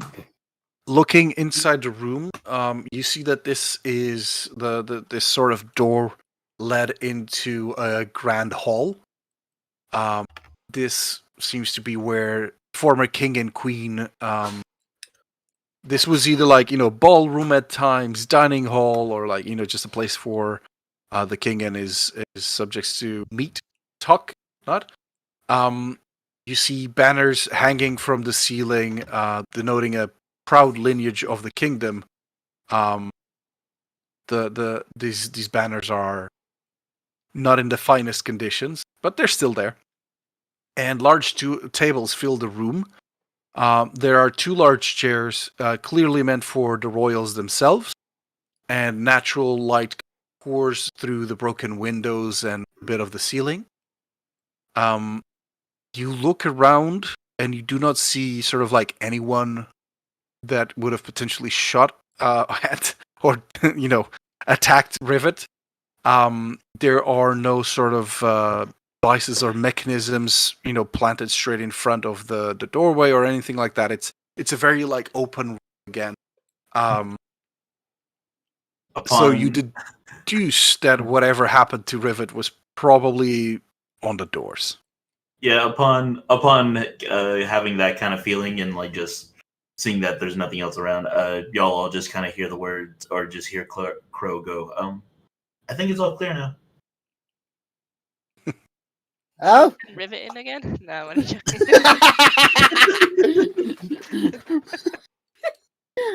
Send in the barrel.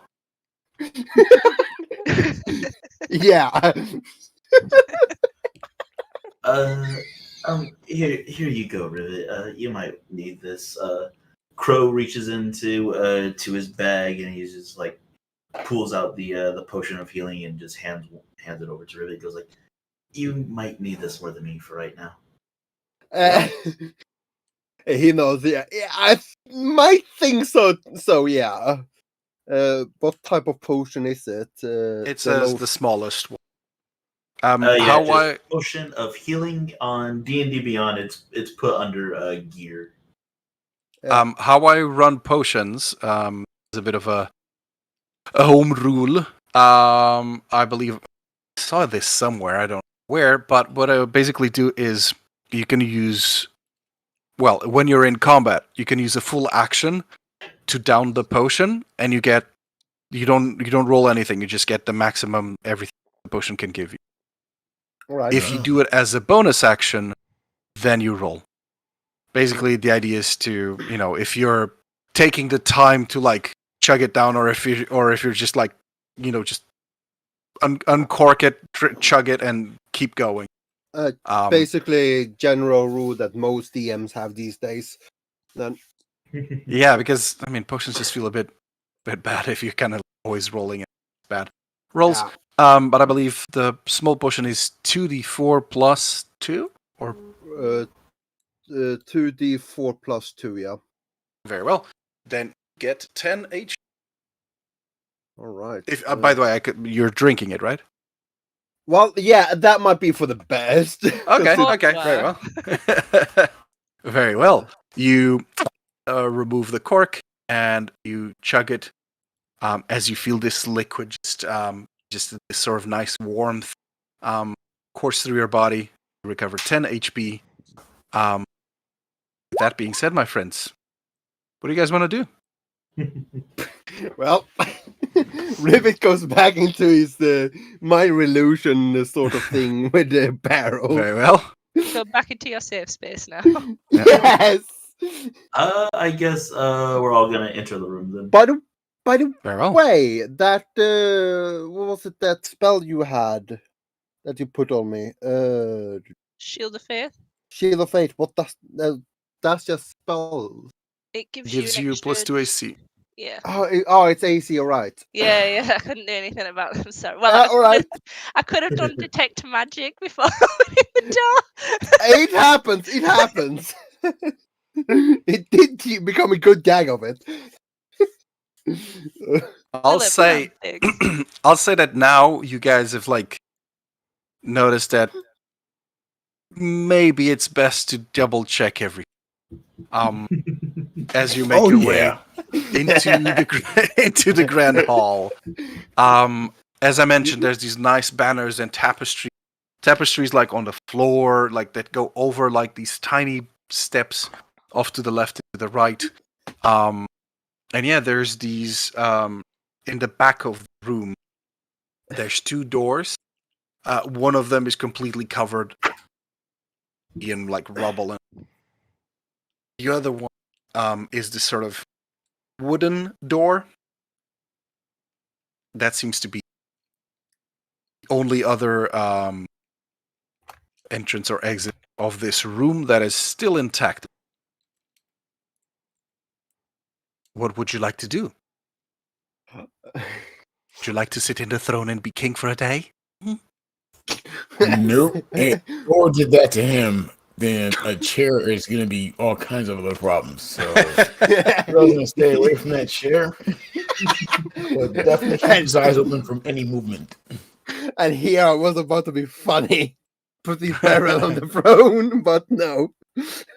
So I'll say that I'm just maps. It's easy to understand. This is where you came in. This is the other door. This one is broken. This is say where you sit. Table. It's like a smiley face. So yeah, you just go to this. The you Yeah. go to this door at the top right corner, right? Yeah. Rivet walks up to that door in his bare foot, about to open it. Yeah, stops for a moment. Before Rivets walks to that door. Yeah. Rivet, what is your passive perception? My passive perception is Don't die. 13.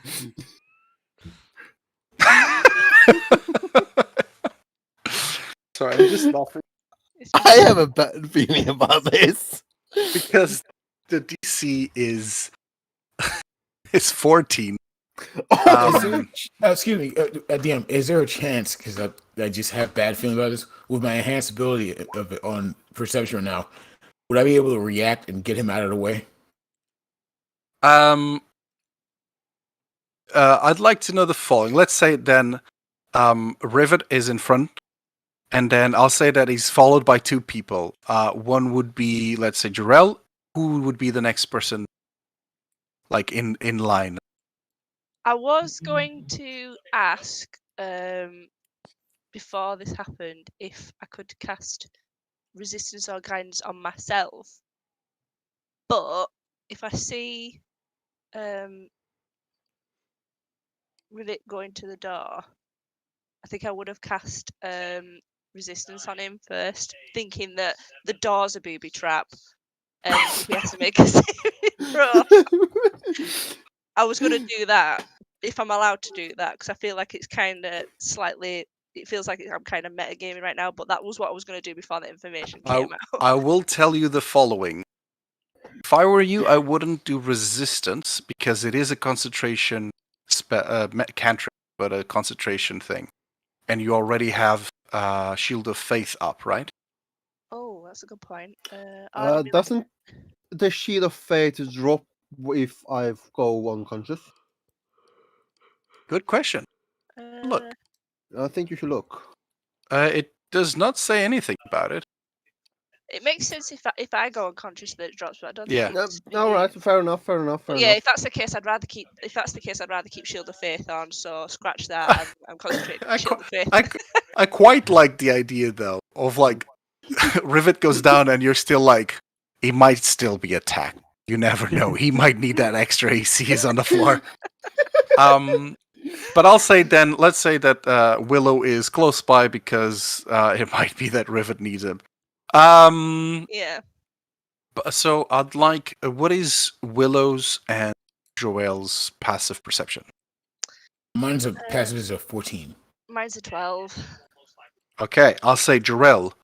As Rivet is just barrel form and just kind of like trudging along, You spot something odd in the tapestry, like that's just basically like on the floor. It's almost like this big tapestry covers a big part of the floor in this room, and you notice that just you have a bit of like your spider senses tingling, and you notice that there's just it's almost like it should stay flat, but it kind of divots just the tiniest bit down, as if there was perhaps a hole under. My cosmic awareness tells me that I need to actually use my thorn whip to actually wrap up my buddy here and pull him away from there. Okay. Let's say for flavor's sake, use Thorn Whip.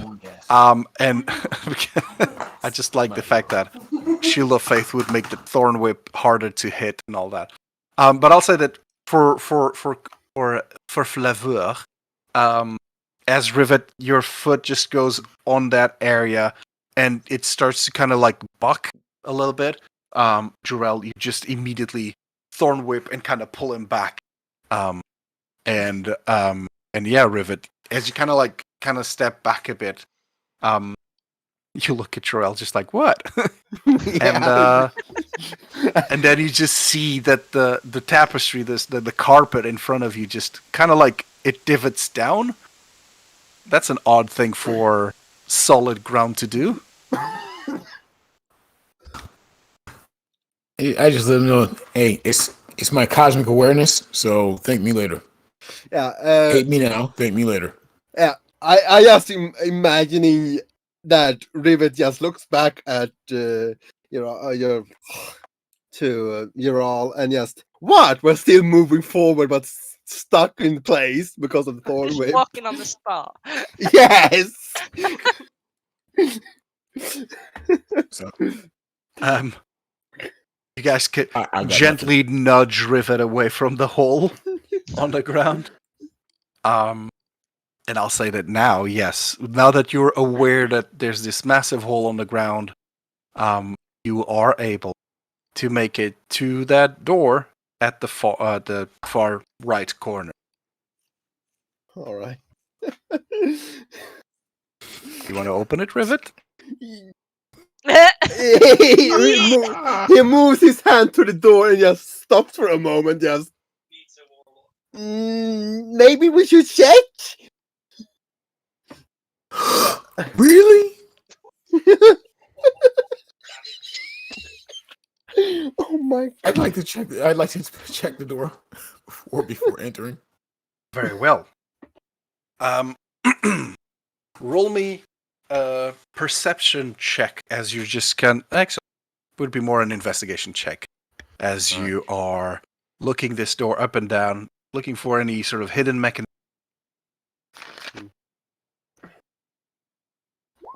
That's a 19. That's a really good one. Yeah, you look at the door. You do not see any sort of mechanism or any sort of like, sigil or anything like that that could go boom boom. You do notice that the door is locked.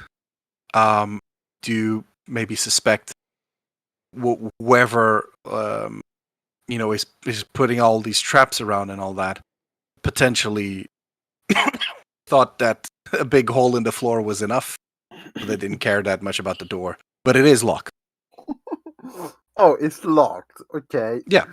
So we have a choice to either try to lock it, pickpocket it, or just destroy it.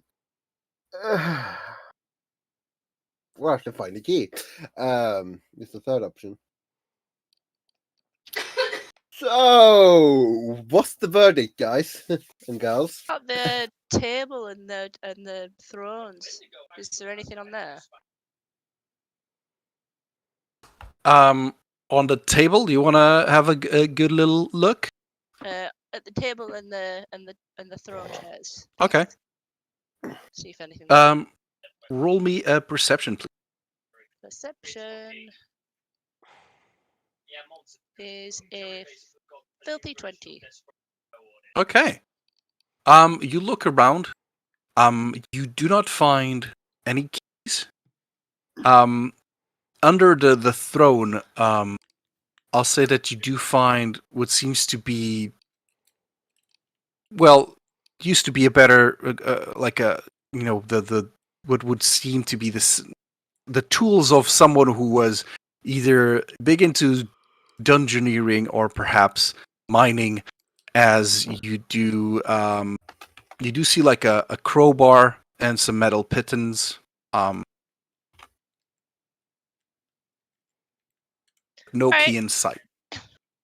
Found a crowbar. You could try the crowbar. Kind of like Well, break an extra. We, I'm not sure. I could, I could always use my Eldritch Blast right on the door. But if you want to try to the crowbar, I sure. can't try it. I can't open the door with a crowbar. I'm a feeble old woman. You do it. You, Rivet just stands up. You want me to, and the barrel disappeared. And you want me to use these muscle as a minor illusion just shows a big muscle upon his arm. This massive noodle, as they turn into basically noodles, arm should do it. Yes. Here you go. I'm gonna thrust the crowbar. He looks at the crowbar, just fuck it, as he walks around and takes some distance between the door and himself, and he casts an Eldritch Blast instead. I like the idea of Willow tossing the crowbar, and Rivet doesn't even try to grab it mid-air. It just falls on the ground, like clink, clink, clink, and Rivet's just like, Nice catch. Or you can just shoot it the crowbar into the door to use the crowbar to yeah. Double, As you're Repelling coming blast. up with a plan, Rivet just kind of like close quarters, almost aims at the lock, maybe, or do you just want to aim at the door? I will say though, What? the crowbar might be quieter than the Eldritch Blast. I'm gonna throw that out there. Yes, but You see the energy crackling in Rivet's hands as Willow makes that observation. yeah, and he tosses it away right on the door. So, Do you shoot the door? yeah, Trying to control Very the well. firecracker. 20. Woo! No, And it's repelling blast as well. Okay. So we have to take that into account.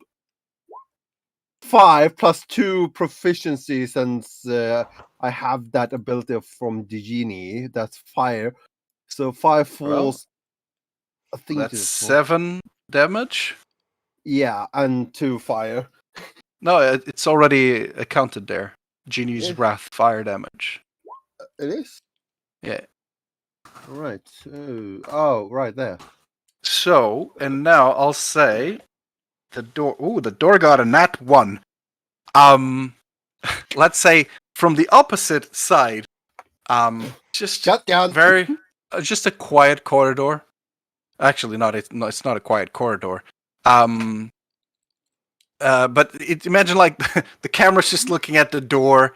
Suddenly you hear like clink, clink, clink, clink of the crowbar falling, and then just a shotgun blast. Kapah! And yeah, the door flies Hello, off its bad hinges. As I'd like everyone to roll for initiative. Ah. Here comes the question. Who was it enough? Was there any monster close by to that door to Everybody get any click on your splinters? Splinters. Oh no. Nothing was close enough to the door. Actually, so Rivet was there. I'll put like Willow. Maybe you were like I was maybe there, and Jarrell was there. Maybe technically, you guys are more like Yeah. Here. I'll put Rivet in front. That Yeah. was a 4. So I rolled like crap. Yeah. So, oh my I god. think I used up my good rolls. But monster Crow- scared him at least. Missing Yeah, do we get surprised on 11. it? Not with that roll, no. No, not with a shotgun blast to a door. No, sorry. Well, it can scare them. I mean, And they're look. definitely startled. It's just like, I'm so sorry. What, What the the fuck has happened? what the hell? Sorry. It's not like we're SEAL Team 6ing them or anything. Actually, not. That would be so sexy. No, dynamic entry. You do So don't that's detonate it. the door. Jor-El is not there. No, wait. No, he. Oh, okay, no, he. Jor-El got F4. And we are missing. It's me. My VT isn't working Oh. again for some reason. I got rid of it and then I reinstalled and it's still not working. But I got 3. Phew. Okay, it's good. That way you can remedy the situation when. Very well. Oh, and forgot to add them as well. Oh Grab my this. God. Let's see. Rivet would go before me, I would say.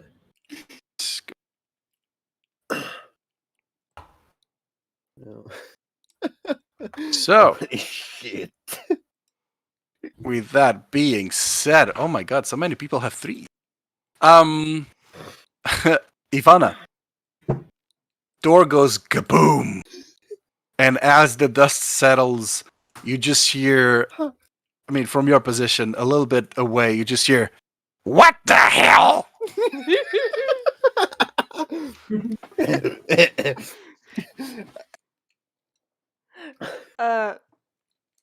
Charge? Very well. Do you actually just shout a Hey. chat? Can you see your? I believe you cannot see your. Actually, I can allow you. to see Barbarian's got a by barbarian. doing this. Pero. Second. Hit. There we go. Now you can see your. So, Ivana, the door goes off. You guys just go, go. As you see, definitely like some creatures were just sitting, making camp. Yeah. Raven's with a shit-eating grin at the moment. Hmm. Rivet is just doing that face of, did I do that? I didn't do That's Hmm?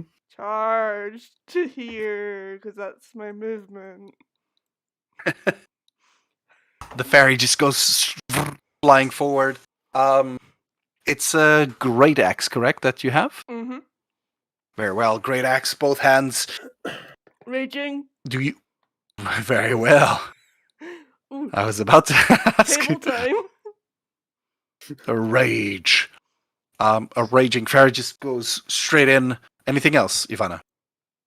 Oh, yes. Table Roll. time. That's why you said table time. I was just like, we're not at. I mean, I guess this is a table. 8. Oh, I like this one.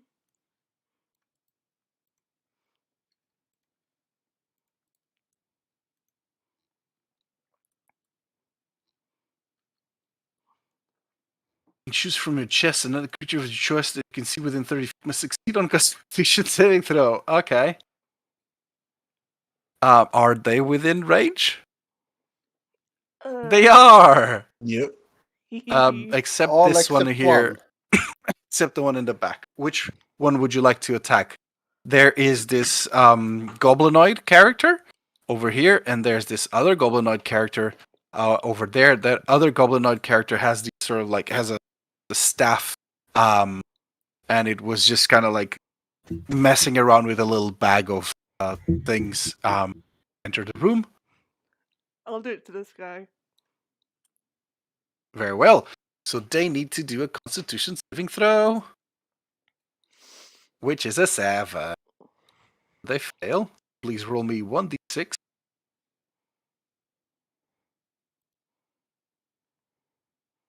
Blinded.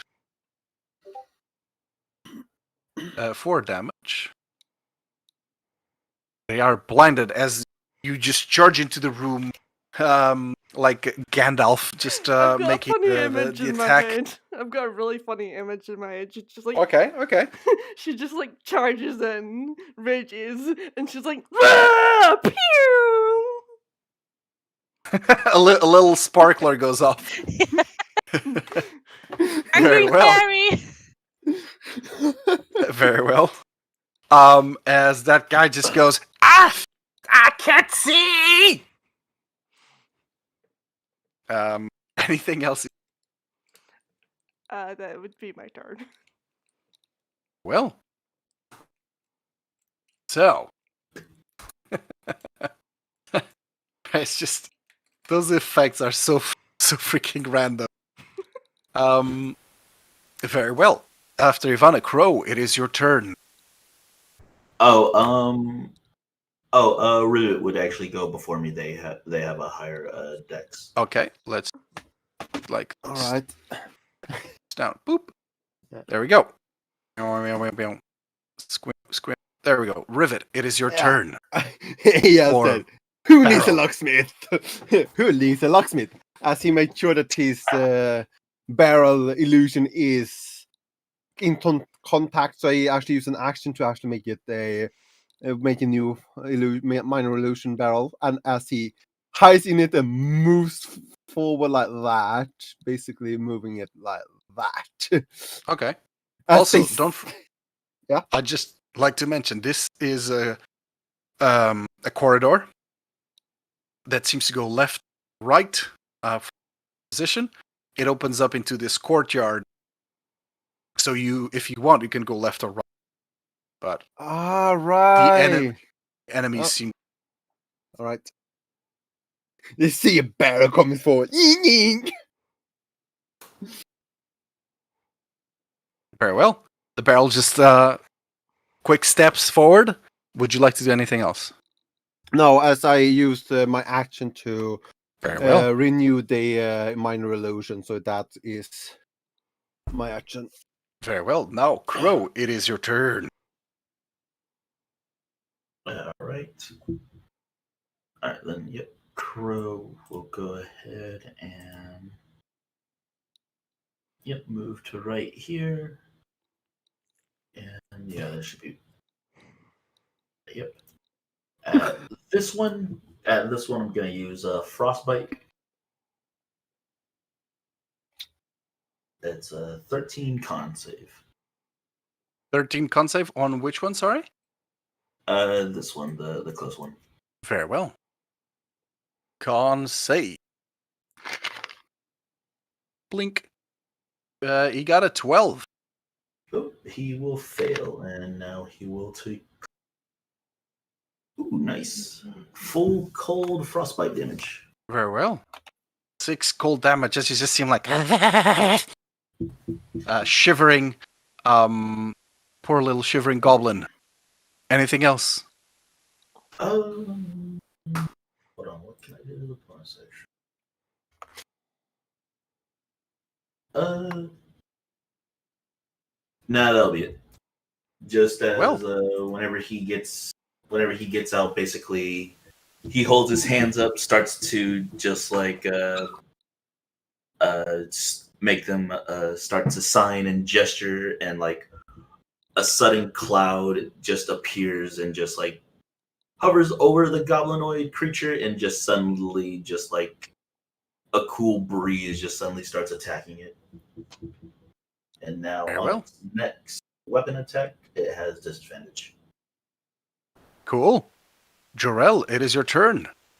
All right, I'm going to dynamically run. Just breach run out here.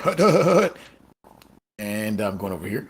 So I go a bank right here and stop and tell these guys, lay down your weapons or give up.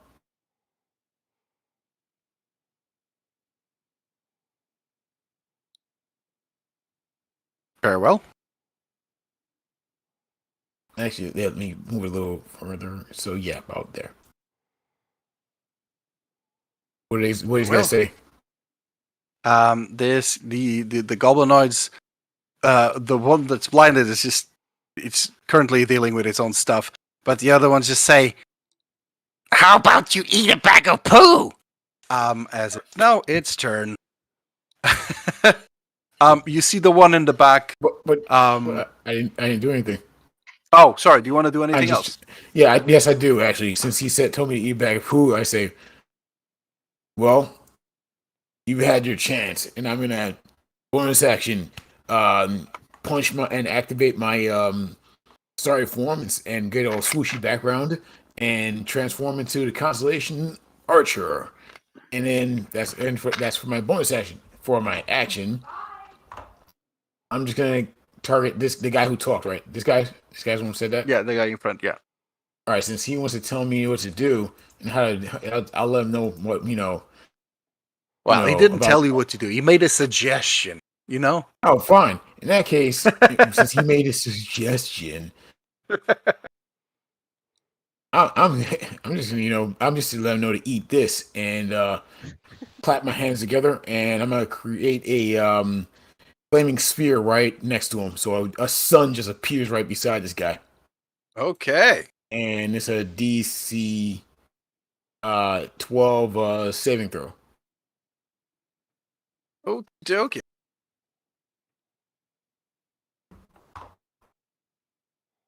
Bloop. Where do you place it? Where you place it? Right beside him, like right here. Very well. Cook. There. There you go. Yep. He needs to make a DC Dexterity. 12 dex save. deck save. Very well. Ooh, that's a 20. Dirty 20. Okay, so he only takes half of that. Very well. Why did it say healing spirit? That should be. Oh yeah. Hold on, let me make sure.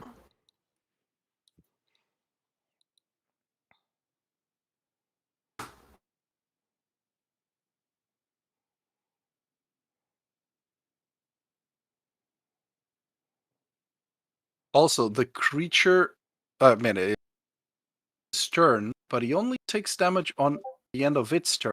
Stays there. Mm-hmm. And if you use your bonus Okay. action, so we'll see if it stays there. I doubt it will, because now there's a massive swirling ball of fire next to it, and it's not the campfire. The creature that said eat a bag of poo will position itself as it just sees the fire and just moves to the side. And this other one in the back, you see him kind of fumbling about as he it go behind this tree. You see it fumbling about, and it grabs this horn and it just goes. Pretty much. I like it more. The fact that it's like more of a Zelda kind of. But that one, it's action. This other one, however, grabs this, makeshift almost bow and will take aim. The person that it sees, right, Ivana. At Ivana. So, Ivana, an arrow comes flying your way. That. Oh. 20. That hits, right? This one has disadvantage. Oh, that is true. Thank you very much. 14, does that hit? No. Misses. Very well. Takes aim, and as it's about to shoot, like it starts shivering with cold, and the arrow just goes very wide, and just sticks to the wall. And as the goblin is just like, oh, damn it! Willow, it is your turn.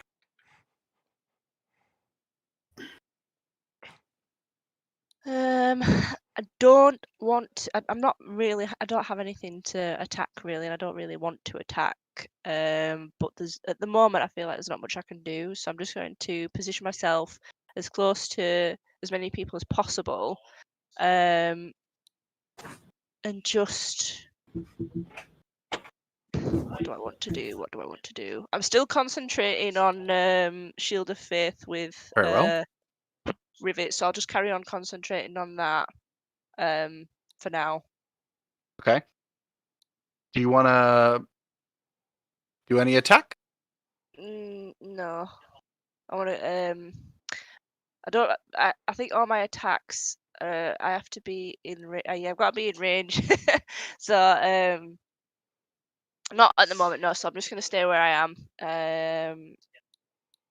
Just keep concentrating on Shield of Faith and just Very well. wait for my next turn to see if things change. Protecting the barrel. Protecting the bearer. Yeah. Very well. This Um, is gonna be one No enemy. cause.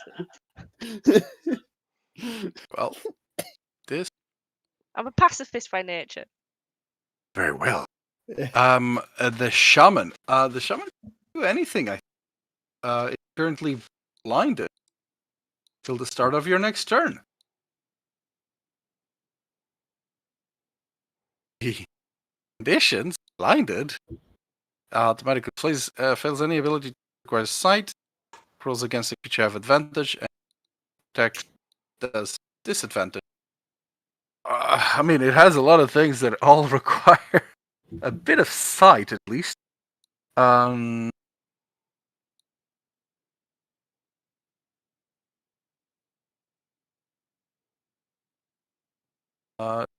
Check a thing.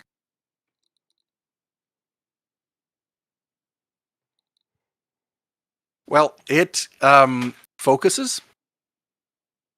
You just hear it saying "Shamalama Ding Dong," and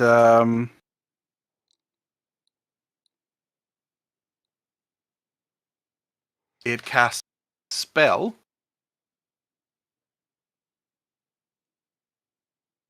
There you go. On itself.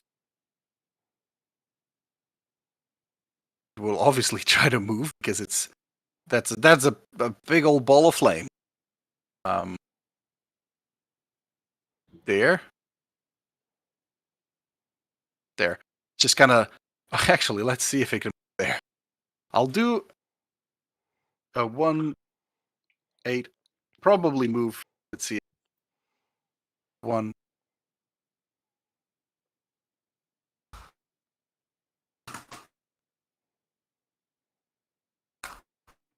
It actually is there. So you see it kind of running. It stumbles a bit on that bench, and then you just see it kind of like hugging the wall, trying to like rub his eyes. Like he can't really see that well. This goblin, by the way, is dressed in more like just simple robes and whatnot, not as well armored as the other two. But as I say that, well, you just hear more creatures join the fray.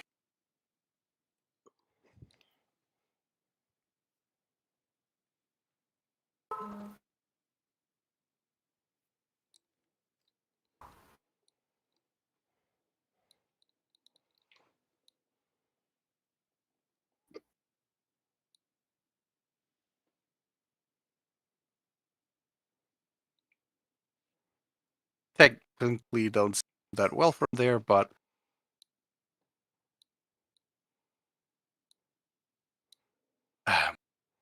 so grab here. Okay. Very well. Ivana, it is your turn. You heard the horn go off, and you hear basically a bit of commotion coming off to the tunnel on your left, right.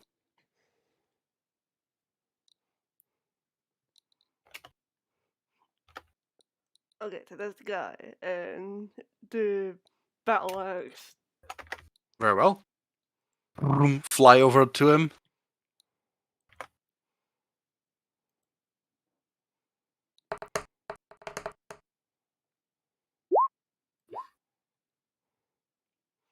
$21 to hit.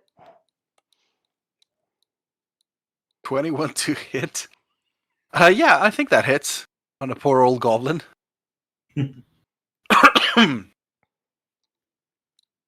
Oof, you're two-handed, right? Oh yeah.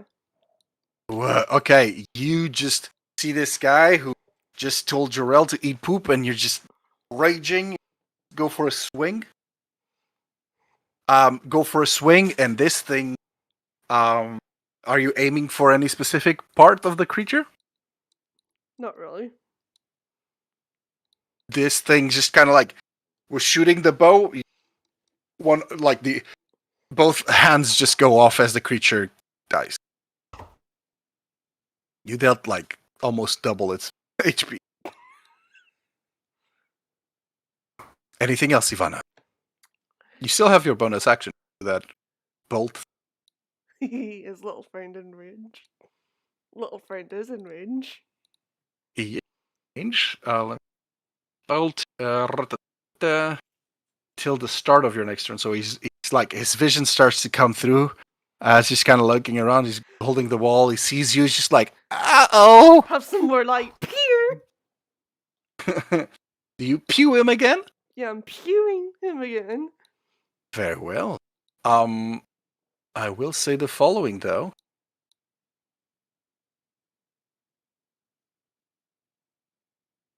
It is technically not an attack. It's a save.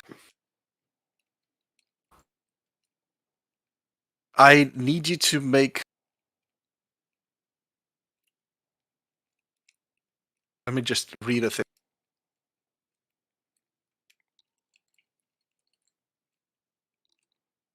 It's a harmful. Okay. I need you to make a wisdom saving throw as you prepare to blast this thing in the face. You see the little sparkles starting to happen.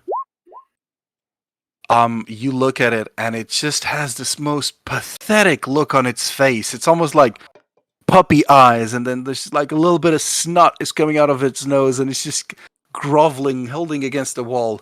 Unfortunately, the creature has Sanctuary currently on it, so you must choose a new target. I hate it when people get cute with me. Creature's just like, not me again!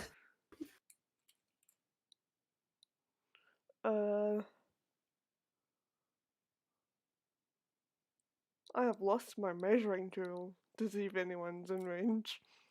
Let me. 40 feet away, the other guy. Nope. No one's in range for my bonus action just now. It sparkles, and then you just take pity on this dude, and it's like. Anything else, Ivana?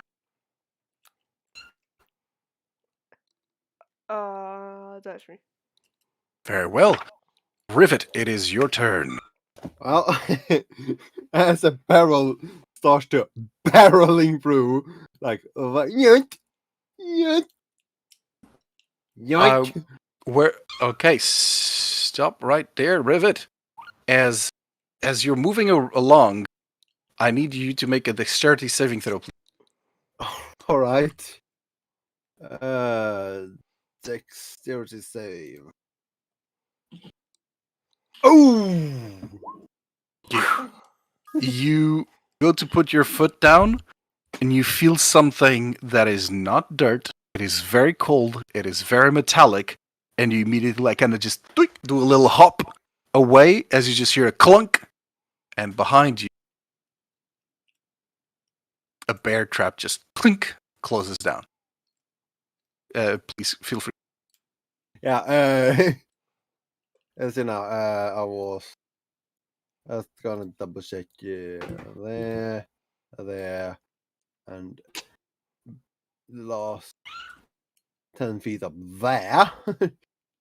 As I will attempt an Eldritch Blast on him. Okay. So a Roll wisdom me a save. wisdom saving.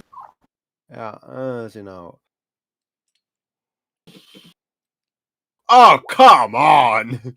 This goblinoid is just looking at you, just like, please, no attack me. I have family. And he's looking at the barrel still. Because it's not a concentration spell. Oh, that is But- true. I mean, then, it's just, it looks pathetic, and you just feel bad to attack it. It's just, As the barrel just move around, basically aiming this way towards him instead. very well. So he just a hand comes out of the illusion of the barrier, shoots off a Eldritch Blast. Up for the love of. This one. Yes, but if I recall correctly, you gave me last session DM inspiration for the Wanna use fishing it? joke. Yes.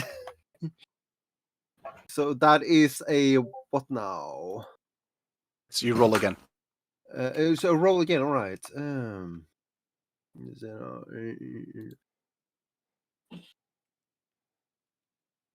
Seriously. You blast it and you hit the tree, and this goblin, you just see a little head of the goblin poking behind the tree, just like, oh. Anything else, Rivet? No. In fact, Very I well. just imagining these goblins seeing a barrel shooting magic from it. You get an idea that the jig must be up. Yeah. Very well. Now we have Crow. It is your turn. Alright then, so for Crow, going to go ahead and use a bonus action to cast a Kinetic Jaunt. Okay.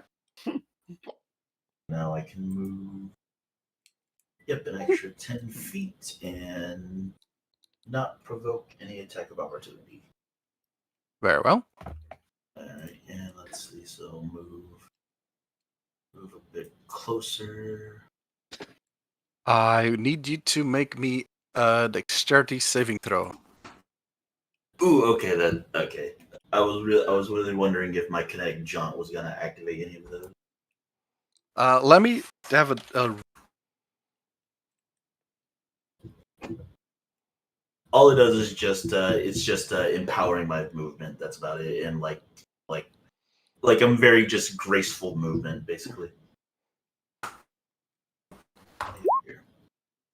I'll say that because the way it's phrased, it doesn't really like stay ahead. It alters like how your step. So I'll just say that you still kind of like, for as light as it is, it still kind of creates the pressure on the ground and to activate the trap. So yeah, dexterity saving throw, please. Okay. 13. Yep, just a +1. Oof. Nope. As you run past that that point, you do definitely feel a clink. As kind of just snags onto your foot. Hurts quite a bit.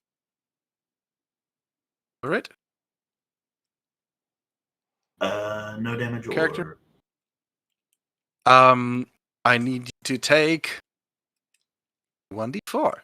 2 piercing damage as this metallic, a hunting trap just kind of clenches onto your foot, and you stop moving until you break free of the trap, which you can by doing a dexterity, a strength check.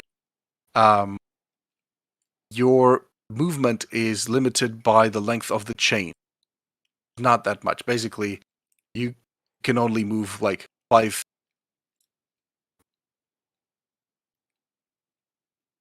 Okay. Yep, and my Kinetic Jaunt goes down, but I'm within. I'm within distance. Okay, so for under this one,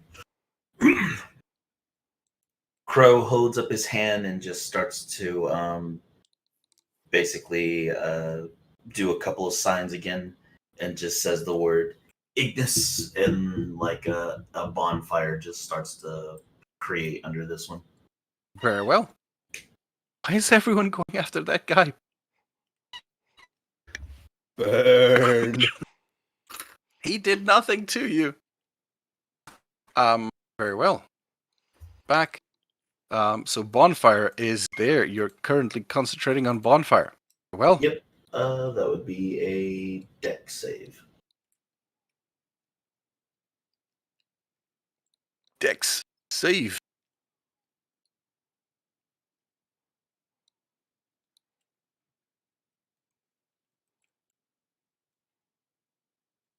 Dex save 10. I believe that does Fails. not make it.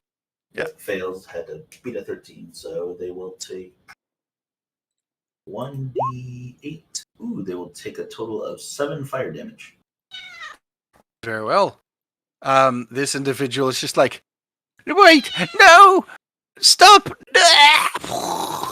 Catches on fire and collapses. Anything else, Crow? No, that's about it. Now he's just kind of looking at the chain around his leg and just like, Okay. damn it. So, very well. Crow, as you kill that shaman, you hear from this doorway just a voice just going, "What's going on here?" As you see an individual making its way forward. Well, put it. This guy. And he sees that there's issues.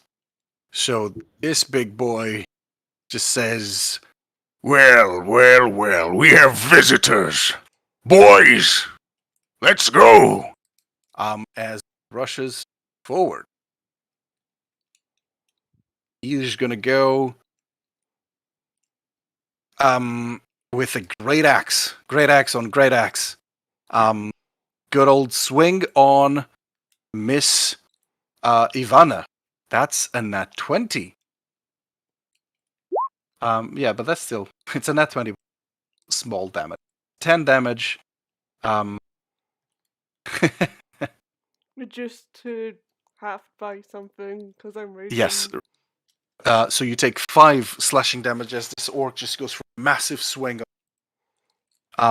He draws blood and he kind of chuckles because of it. As you just see him kind of like grinning to you. And he just looks at the sort of the group and you, Ivana. And yeah, he's just, well. It feels like we're gonna have ourselves some more loot, boys. And that's his turn. Yeah, that's his turn. Jarell, it is your turn. What do you want to do? Actually, I want to look over at that, new guy that just showed up here and say, "Are you in charge?"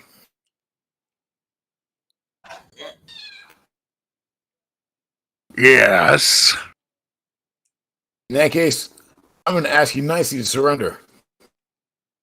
I'm gonna ask you nicely to go eat dirt. This is what everyone telling me to eat things, man. Ugh. And so I'm gonna bonus action just do some more druid stuff and have my son here fly over to him and smack into him. That's gonna be a DC 12 deck save.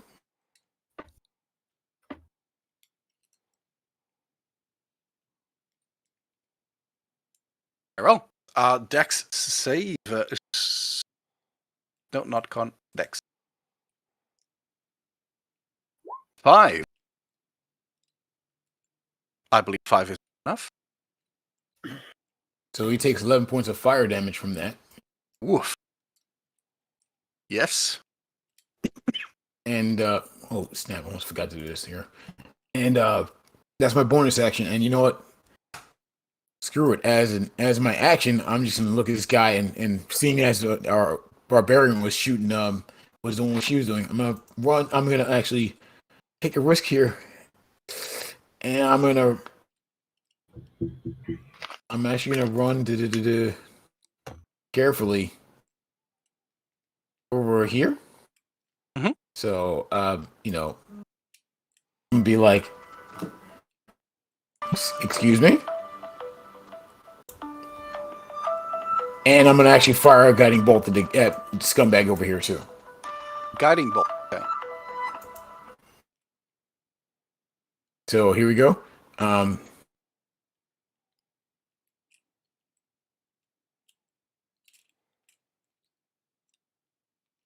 Yeah. Woof. That hits for 14 radiant damage. And yes, actually, when I run over there, even though I got my bow out, I just stop. I just slide to a halt, and then just pretty much cross over my arms on my chest, and just open up, just fire a beam right from my chest right at him. Very well. And now guiding bolt now next attack has advantage, right? Yes. And that's it. That's all I can do. Very well. I've done my part. That's enough. Okay. This guy, this individual sees the big boss taking damage. Do not go there. They just say, "Oh, boss, wait!" As they cast Cure Wounds on the boss.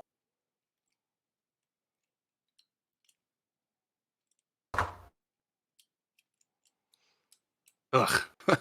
They heal him. Tiny fraction. Okay. Now, they step aside. That one dead. This one here.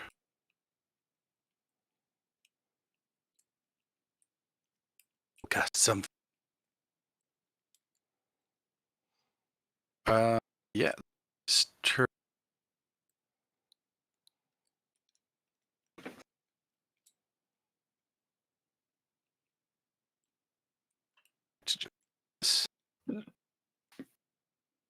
So, with that being said, that individual's turn. Willow, it is your turn.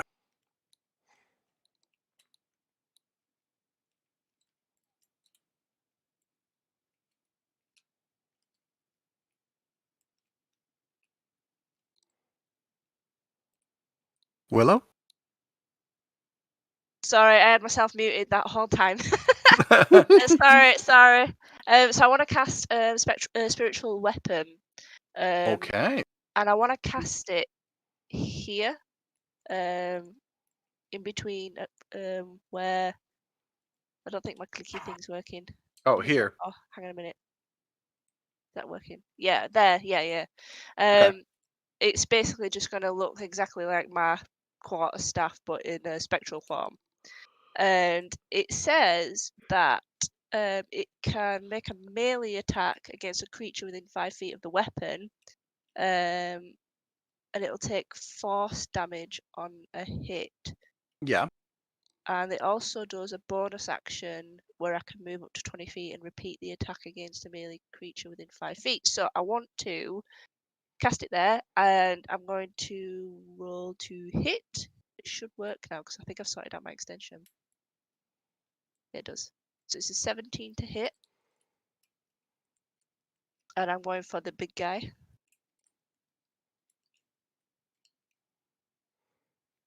So I'm just reading.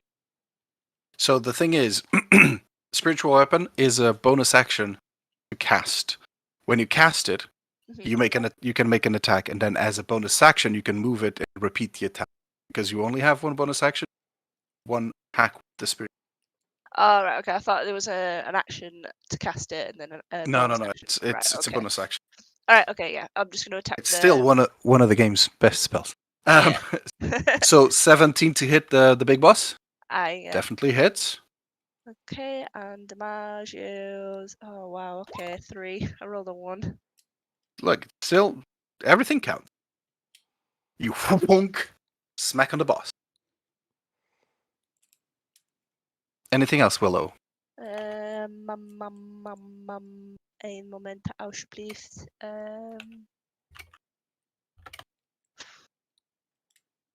I'm assuming because I've cast that, I've dropped concentration on Shield of Faith on that. No, because Spiritual Weapon spell again.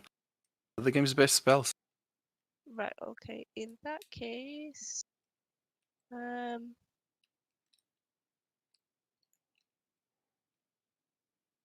I will leave it for now. Okay. I believe you can now move the staff whenever you want. Goblin. Goblin.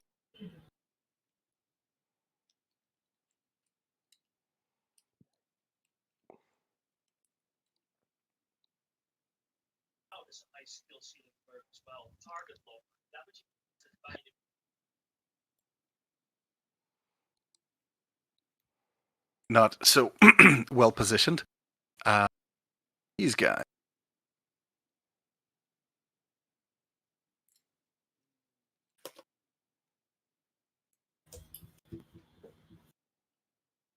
Here comes the question. It's basically only this one who knows that I'm still this one who still knows I'm a barrel, right? Yeah, I believe. Yeah, I believe so. Yeah. So that being said, the red goblin will go for a shot. Well, he doesn't. He sees a. Oh no, he got shot by the barrel. Yeah. He'll definitely come out of the tree and just try to shoot you, barrel, for a 5, as the arrow just goes very far off. As he sees his compadres kind of come in, and he's just like, "Yeah, shoot the barrel! Shoot the barrel!" And They must be confused, right? It will attempt to bite.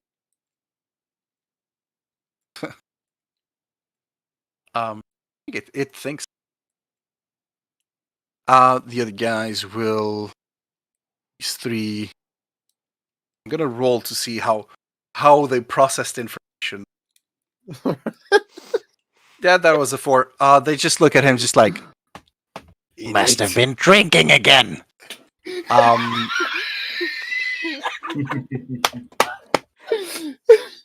They do see Crow. Oh, Crow is currently in place. Willow and Ivana. Let's do the following. I'm getting a heart attack for all this laughing. 1 is going to be Willow. 2 is going to be Crow. 3 is going to be Ivana. And going to be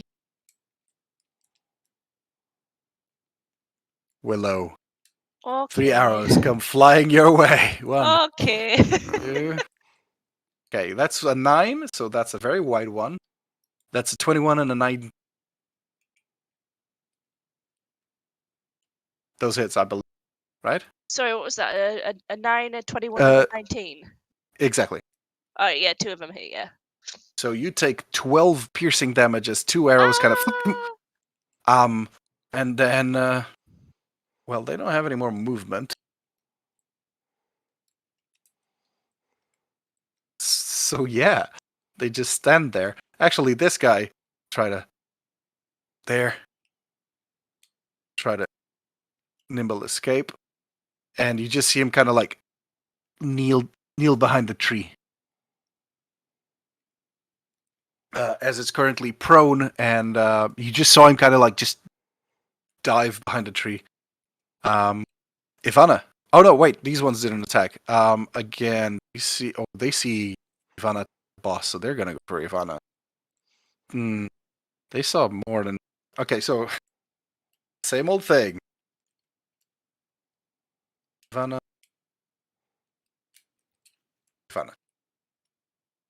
1, 2, 3.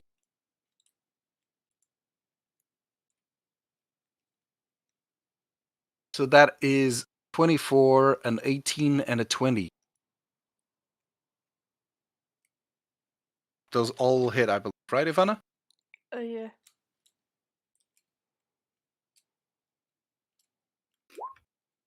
You take technically 20 piercing damage, but reduced to 10 piercing damage as you start getting pelted with arrows. These goblins are being annoying. I believe you're still up, right? Mm-hmm. Very well. This goblin, which I guess this other do it, tried to nimble escape and hide. That one got a 1. So you just see this dude kind of jump behind the tree trunk, and his butt is sticking out, so it's very easy to spot him. This other one, however, did get a nat 20. So he also leaps behind the tree trunk that I was using. The rubble, and seems to very. Rivet, it is your turn. You are a barrel. Yeah. He turns towards the big guy, and for the first time in these 2 sessions that we have had, he's gonna use a proper spell, and that spell will be hex. Okay. So he hexing the big guy. Okay. And I don't think I need a roll for that. No, what are you targeting? Targeting the big guy. Yeah, no. In terms of the ability score. The hex is, let's see now, so I can send it in there so you can see it. It allows me to whenever I hit, do more damage. The target also has disadvantage on ability with the chosen ability. What? I'll say strength. So, strength-based check. Yes. So that would benefit us. And following with my cantrip, an Eldritch Blast at him as I jump out, dispersing the illusion, basically showing everyone that it was actually something. Oh, 14. 19 total becomes then. 19 definitely hits. Yeah, and I rolled that Eldritch damage. Oh, roll again, please, because you do have advantage because of the guiding bolt, just in case it's a nat 20. Oh no, but still, 10 Still hits. damage, and also 12 damage plus 1d6, please. Yes, I am on that. That's 1. All right. Okay. Anywho, and do you repel it? No. Okay. Anything else, Rip? No. This is actually the most shocking he's done today. It's more than enough. Except for being shocked himself. True. Crow, it is your turn. Okay, you said for me to get the thing or the trap off my leg, it would be a whole action. Yes, it is an action to get. But by the way, every time you attempt to free yourself, fail, you take another. You take damage.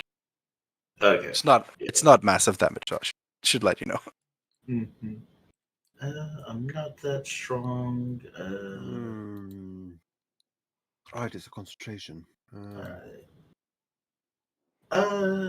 Now I'm just gonna go ahead and cast a spell. Let's see. Put this here. Oh, whoops. Oh no, that won't show up. Okay. Okay then. Crow basically claps his hands together and does like several intricate spell like sigils and everything like that. Then starts to make it seem like he's clutching on to something, and then like at a moment that he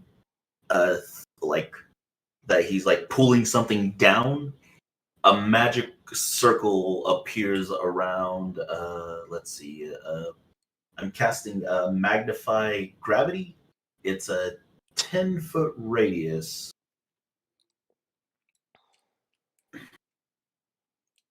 So about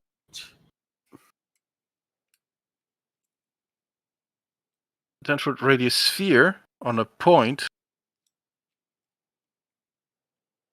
Each creature within the sphere must make a constitution saving throw. Take 2d8 force. Have. wait, hold Very on. well. Wait, let me get rid of that.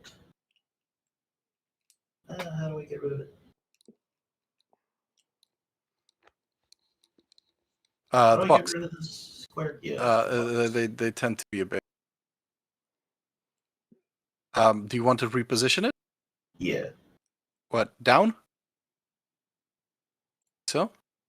Let's see. Back it up. Like 2 to the left. No. Yeah, 1 down and 1 more to the left. No. Up, 1 more. Yeah, right there. Like that? Yep.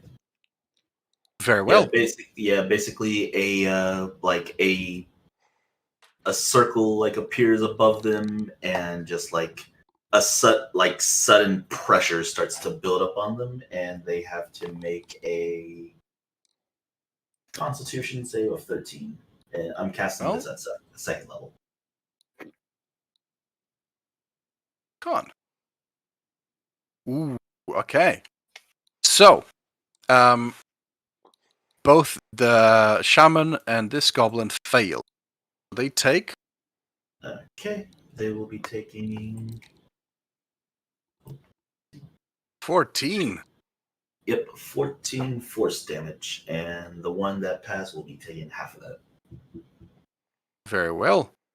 The blessed also.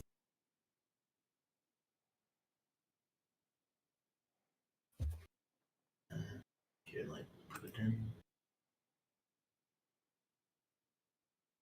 You see that the one that cast, the one that was kind of like barely hiding behind the trunk, starts getting pulled, and he kind of grabs onto the trunk.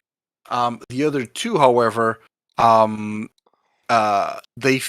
pull just, I'll say down, slowing down the speed. There's this sort of like sudden like pulse to kind of like push them down, and they try to fight it. They did. Ooh, yep. The immediate pressure is just kind of just squishes them. Just completely sinks them down. Woof. Pancake. Yeah, basically the whole thing of just like the way he just plays it off is just like he actually is like pulling gravity down on them, basically. The thing is, you do not see this individual here in the tunnel, but you just hear, and you just see like liquids just bursting out. Anywho, anything else, Crow? Yep, that'll be my turn. Since the one that survived, since he survived, he does not have any Speed reduction. Yeah, no speed reduction. Yep. Very well. Yep, that'll be my turn. Big boss man is gonna. Well, he sees a fairy in front of him. Gonna swing. Gonna swing at the fairy. If it's strength based, it's there's a disadvantage, right? If I remember correctly. No, it's Yeah. abilities. Abilities that ability, use right. strength will be All at. right. That is a 21, Miss Ivana. Yeah. That is.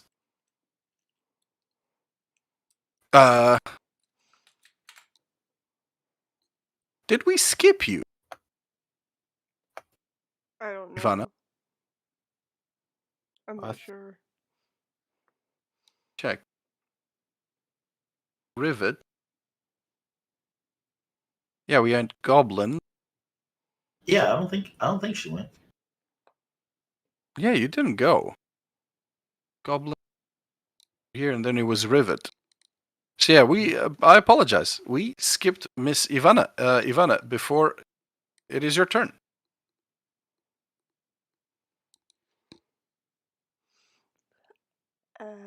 What would you like to do? Action.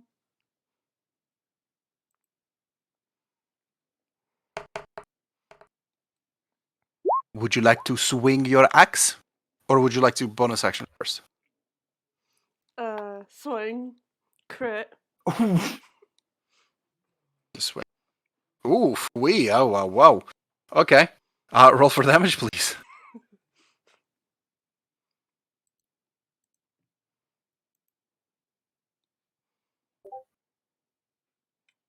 Okay, so that it's 2 plus. Yeah. Still substantially good damage. As you just go for a massive swing, it kind of gets stuck a little bit on the shoulder, and you just yank it back. Anything else, Ivana? I think I'll give him a light to the face. Okay, you just sort of like begin to glow, the sparkles begin to happen, and he needs to make a constitution, right? Yep. Well, he got a 17 actually. So if he succeeds, does he take half damage?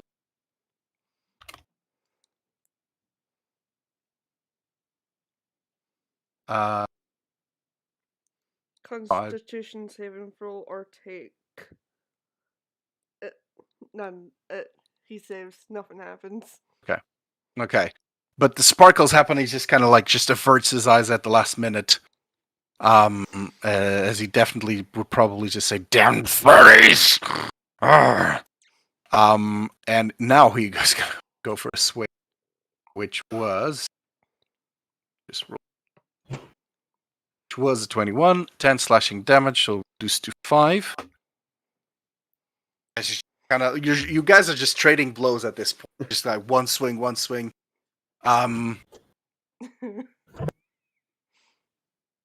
He definitely just yells out, "Do any of you speak Goblinoid?"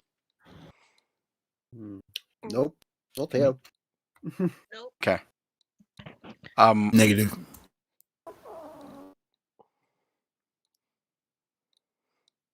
Difficult decisions. He'll move there. Yeah, he yells out something in Goblinoid. It's his turn. Yeah. Jorel, it is your turn.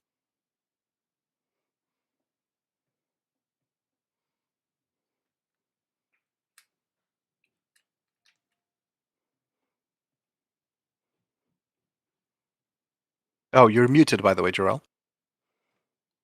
Yeah, I was on the wrong screen too. Sorry. Okay, so how bad is the guy right here looking? The big boss. Yes. Roll me a perception check. Okay. Ugh. 8.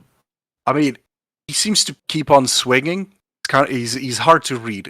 Orcs tend to be hardy people, and like even when they're doing poorly, they tend to kind of like just keep on swinging. He's very hard to read. All right, so I'm again say to him, "Look, we're stronger than you. We can do this all day. So how about you give up, and we talk about this? Don't make us wreck you." Roll me a persuasion.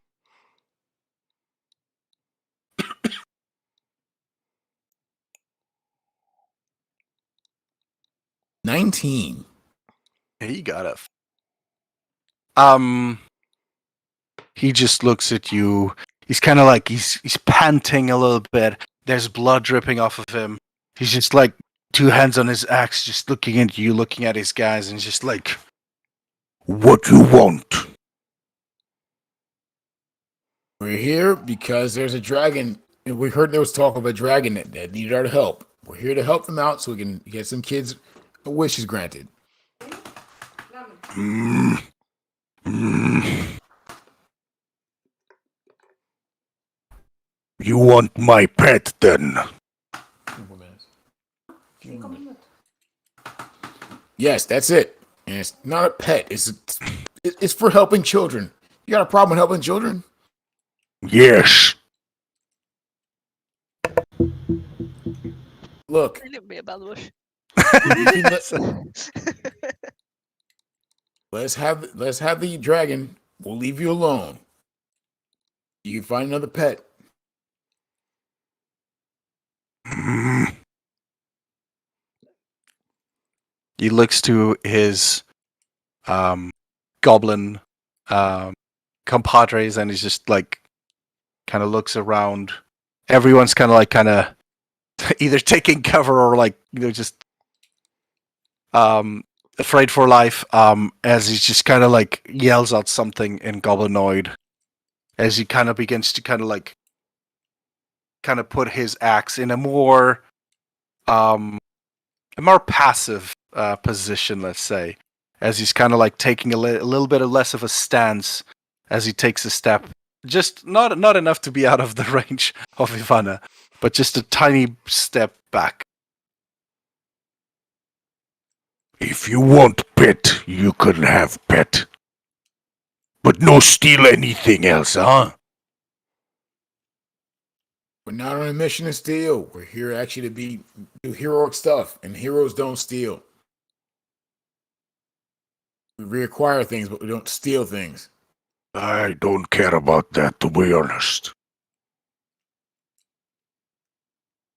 And for my bonus action, just as a signal piece, I'm actually going to drop my starry form. I'm going to actually do the swooshy background and say, "Go back to normal."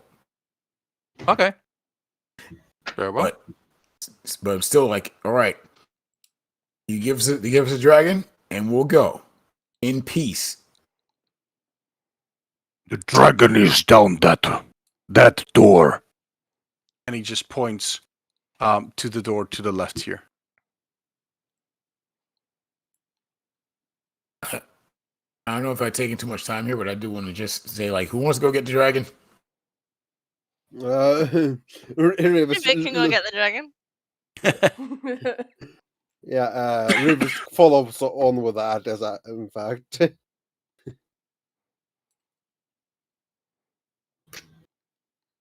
So, with that being said, the orc is given some command. Everyone seems to be kind of like lowering their weapons, and you've been told where the dragon lies. What would you like to, I guess that's Jarell's turn. Mm-hmm. What would you guys like to do?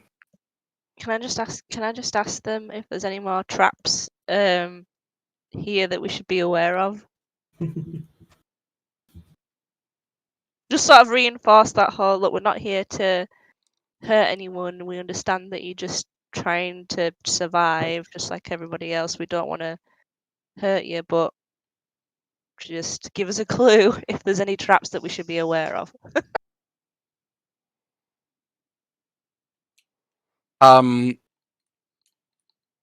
He would tell you to basically like walk outside of the path.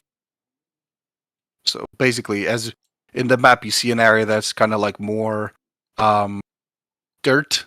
He basically is saying, don't walk on that area. Okay, stick to the grass. Okay. I'm going to trust him, and I'm going to walk across to the door, but stick mainly to the grassy bit. Okay. So if I go hippity hoppity over here. Is there a door here, or is it here? That's the entranceway. Yeah. Okay. Rivers goes within this case. Okay, one second. Wait. So we have Willow, Ivana. You are face to face with this massive orc. He seems to be kind of like looking you a little bit of giving you a stink eye, but his axe seems to be down. What would you like to do?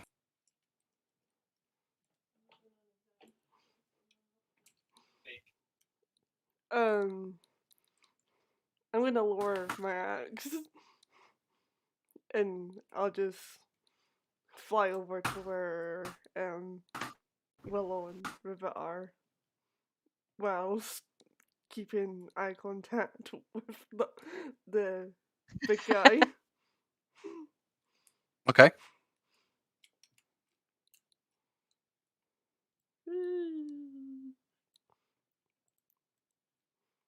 You don't need to worry about the traps.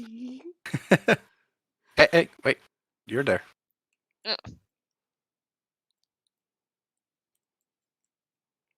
Very well. There, Crow. I think everyone forgot that you're currently trapped. Oh, yeah. What would you like to do? Oh my god, we have forgotten about you. Actually, no. If everyone's cool, I would actually like to help Pharrell get out of this thing. I mean, help. Help. Well, I was about to do that myself. It's my turn. It is your turn. You see Jarell kind of as he spoke. Also, that as you spoke to the orc and all that, you take a step forward. Jarell is close by if you want to try to pry the trap open, but it is your turn. What would you like to do? Oh, you just adjust the density of the thing just so that it's not as strong as it's holding on to him. Okay. Wait, do you actually phase out of the trap? No. What? You adjusting density. I'm sorry, I just thought of like you phase out of the trap, like I read a lot of comics, so there's some characters that control the density. They just pass through objects. He does not change the density between his molecule. Not, I believe, but No, so I'm adjusting like weight in mass. Okay. Basically. So okay. Basically, the thing is just very light now and just like easy for me to open up. Sure, I'll say that. Yeah, using your gravity thing, and yeah, you very easily kind of like open it up. Don't need to like do a lot of strenuous. And it opens up. You remove your foot from under it, and it just clanks on over again. Yeah, and he just like simply throws it, and it just like him throwing it, like since it's just so light right now, literally is just like the equivalent of him throwing a pebble. So it's just like going, like out of bounds almost. It's just like, whoops. I don't mean to be a party pooper, but it kind of goes and then stops there because it has a chain. It's just like dunk. Oh yeah, that's right. Yeah, that's right. But basically, like you kind of kick it away, and it's just kind of almost like anti-gravity. No, I forgot it was chained in my head. I was thinking of just like a pure bear trap, basically. Yeah. No, it has a tiny chain. But yeah. Anything else? No, he's just kind of like right there, just kind of rubbing his leg. He's like, that was kind of a nuisance, but all's fine now. Crow is so laid back about things. It's like, meh, this is going to put a dent in my day. Oh, well. Yeah, I mean, like, yeah, even though this is literally like the first time he's gone out by himself on adventures to learn something. Very well. You are moving away. Everyone's like still a little bit on guard. It is at this point that the orc yells out something in goblinoid. And these goblins, I mean, they will unprone.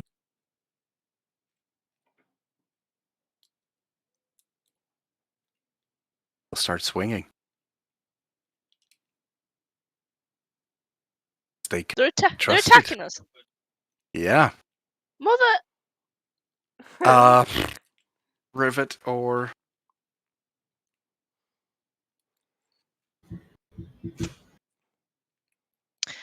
I'm just looking at the time, with it Mhm. being half 11 now, and I'm just wondering if this might be a good place to sort of like call it for this evening.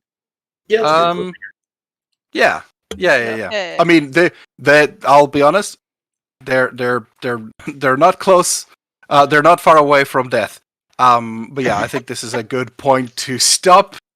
And we'll pick this up next Can't week. believe.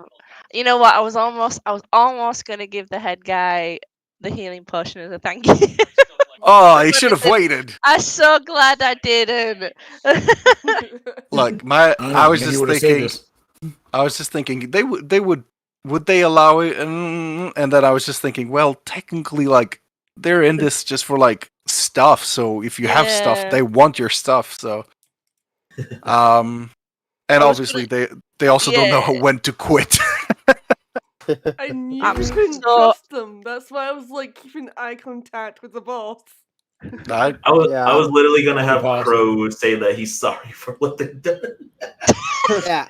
Guys, And also thank why you. I Rivet actually didn't gotta go. drop the hex. Yeah. y'all are too good. You're all too nice. This is But yeah, so- I hope you have fun. And yeah, there's still more to come. On our adventure, you have 2 out of the 5 animals. Are about to get the 3rd. Yeah. So yeah. Hope you had fun. We'll see where this goes next week. But in the meantime, have a good week. Yeah. And yeah. Toodles. Have Bye. a good week, guys. Bye. Hey, Why? peace. I was quite surprised of the barrel jokes we actually managed to pull off here. Woo. I would- Yeah. I got me a griffin. I'm happy with that. Yeah, you have a griffin now. Those barrel jokes were fun. Yeah, I mean, look, I love doing that thing with the minor illusion. It is that thing of like, obviously, it holds up for a 1 minute. finite amount of time. Yeah. But it's always fun to see how long you can like pull that off. Yeah. And to just that door thing. Yeah. Dunk. I mean, look, I won't lie. I was just like, maybe they'll sneak their way in and catch them off guard. And it But, goes boom. Yeah, you made a big boom boom. But yeah, next week there's more. So Yeah. yeah. Yeah, it's been Thank good you so all. far. Yep. Good game. Bye. Yeah. See you all. See you Peace all. out. Whew.